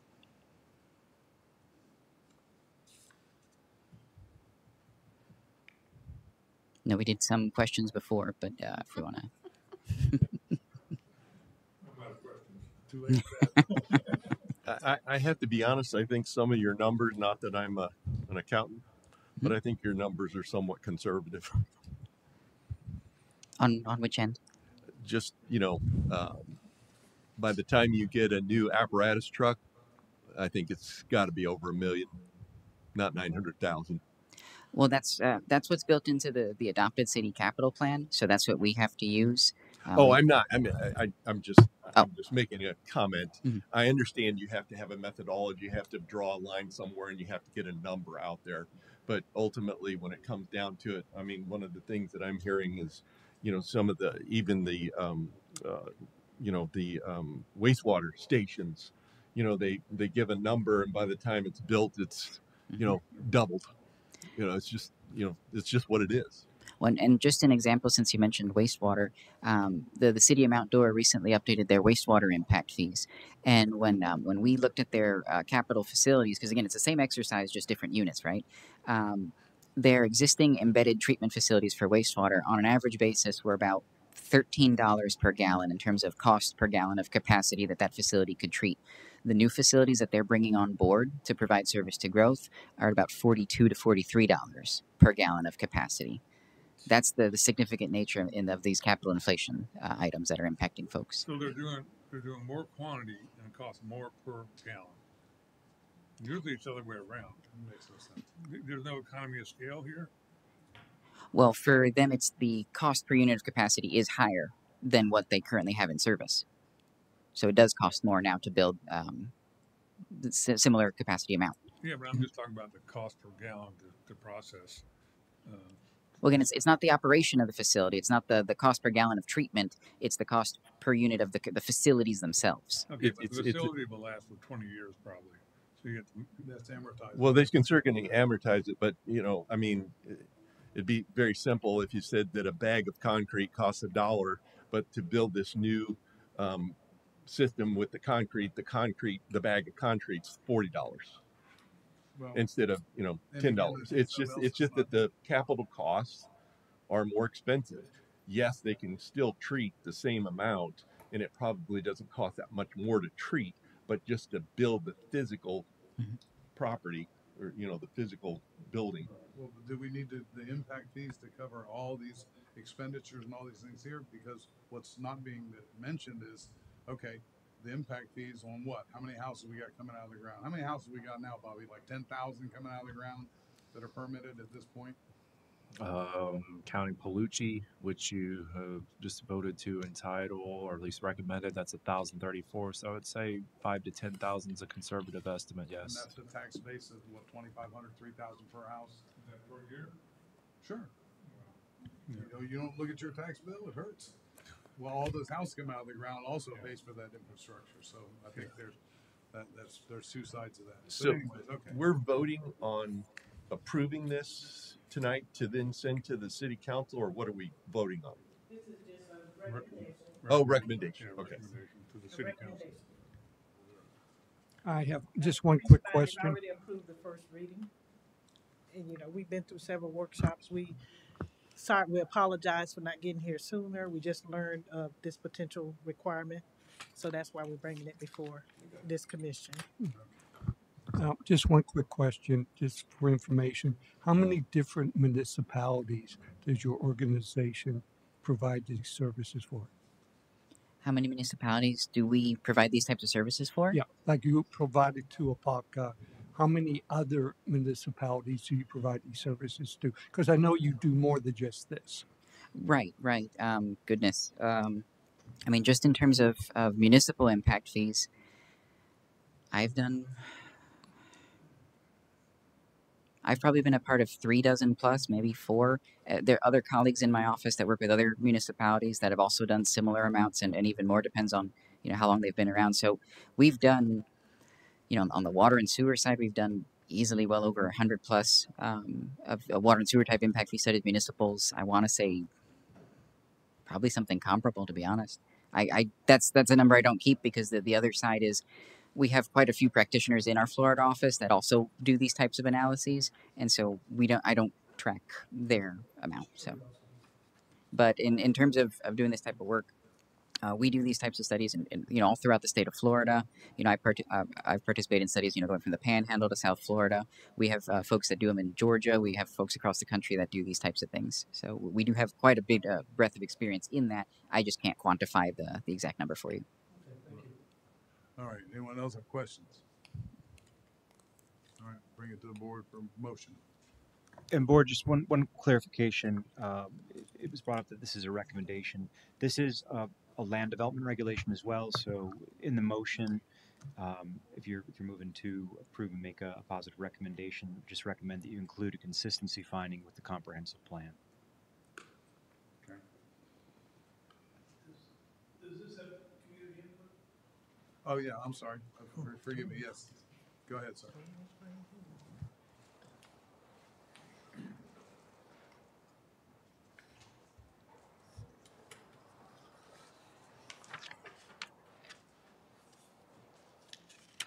I'll rise up. I can do that.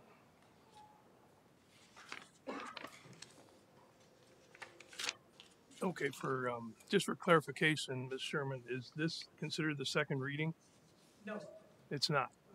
Okay, so this is not the second reading, so it can't be voted on yet.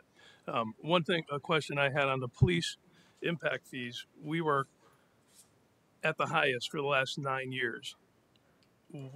I know in the fire department, there's a lot of things that they had gotten over the last 5 years with all the building and everything, but what did the police department get at that high impact fee rate over the last 9 years already? What capital improvements did we get from that? Why do we need to raise it up even that much more for the police? And the other thing is, a year and a half ago at the budget meetings, we were discussing you have 20,000 more units coming in, or 10,000, whatever the number might be. Those people create garbage. Is Apopka still doing its own waste, its own garbage? Why are we not charging impact fees? Because yes, we're charging for every person we pick up from, but you put in 4 new or 6 new apartment complexes, you need a new truck. You put in, 600 new homes, you need a new truck. So why are we not putting the impact fees in this while we could start out from 0 impact fees? We can go above 50%. We can get a reasonable impact fee to cover the waste costs of capital improvements with that. That's another consideration that the city probably needs to make. But those are just my concerns over this. What did we get, from the high number rate of impact fees so far at the police department, fire department? We're also, you spoke about the cost of engines and things like that. We're getting $500,000 a year from the county to cover the north side of the town. We should have a brand new engine every year because that money is kind of going away somewhere. The budget is reflective of the amount of money we bring in to the fire department, but that extra 500 grand, man, we should be sitting here pretty with all brand new fire engines.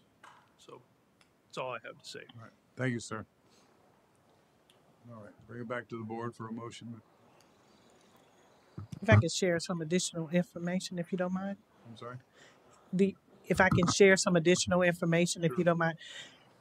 When the impact fees were implemented back in 2016, it included the public safety building at that particular time. And at that time, the estimated cost was they factored 25 million. So now we're estimating that public safety building to be about $100 million. So that's what is driving some of this. It's not all of it is not coming out of the impact fees because you can only do certain portions. Some of it will have to be covered by the general fund. I just want to share that. I understand. Thank you. Question about that. Did Okay, go ahead. that increase because of inflation, or did we enlarge the project? And the 100K is inflation, basically. I mean, right now we're trying to make sure we stay at that level, because that's what, we've been factoring in all of our studies. But a lot of that, from as I understood it, when I first came here, it was 50 million, and now we're looking at 100 million. So every day is going up. That cost is going up. He shared with you 40% on that construction cost. So things are going up, but we're still growing, and we still have these needs, and we're running out of space. Do you think these new costs are affected or caused by tariffs? Not yet, but I think it will be impacted by that. Yeah, the new tariffs. I know. Right. That's what I said, tariffs. I think it will be a Construction factor. cost is up 57 to 70%. That's my industry. The cost of living is up like 25%. Construction costs are up almost 60%. So what she's saying sounds completely accurate. What it was in 2019 is going to be double that minimum. Mm-hmm. The same way a 5,000 square foot house was $400,000. Now it's $1 million. So Yeah, it is. it's not. So we're trying to deal with it as timely as possible because things are continuing to go up. Or wait for the housing market to crash and construction prices to go down. Oh, please don't. Please don't. Not again. All righty. Any more questions? All right. Bring it back for a motion. Mr. Chairman, I'd like to make a motion that we approve the impact fee increases for the police, fire, parks, and recreation. I have to do one at a time, right? Correct. Yes. There are two. Yes. Let's do. It's two separate ordinances. Let's do police Okay. and fire first. Recommending approval for the impact. Yeah. And the consistency. Ordinance 3145 in conjunction or consistent with The comprehensive plan. City comprehensive plan. All right. I second it. Motion by Commissioner Mott. Thank you, sir. Do I have a second? I second it. Second by Commissioner Woods. All in favor say aye. Aye. Any opposed? No. No. Motion carries. No. All right. Now we have the Same thing. Number 8, ordinance number 3146, Parks and Recreation Municipal Impact Fee increases. Same. I don't know if there's any more public comment, but the No, same you thing. can wash that load of laundry again. Ran out of public. Okay. All right. Does anyone have questions about this one specifically? No. No? All right. Anyone from the public wish to speak on this matter? You're the only option. Okay. I have a question. Sure. Commissioner Ryan. Camp Rewall. How much are we losing every year on Camp Rewall? That's a difficult question to answer, to say that we're losing. I mean, I heard it was like $800,000 a year. You know, is that possible? Is that right? I mean, we do have some ongoing operating expenses, you know, to maintain the facilities, and we are generating some revenue. In my opinion, I think we need to cut our losses there. Yeah. There's several options, but I don't think it's worth losing $800,000 a year on that project. Yeah. My opinion. I understand. Anyone else? All right. Bring it back to the board for a motion.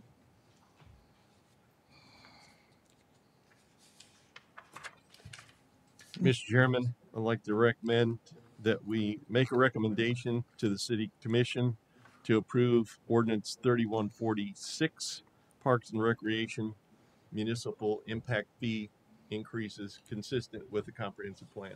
Excellent. Motion by Commissioner Mott. Thank you, sir. Do I have a second? I'll second. Second by Commissioner Norwood. Thank you, ma'am.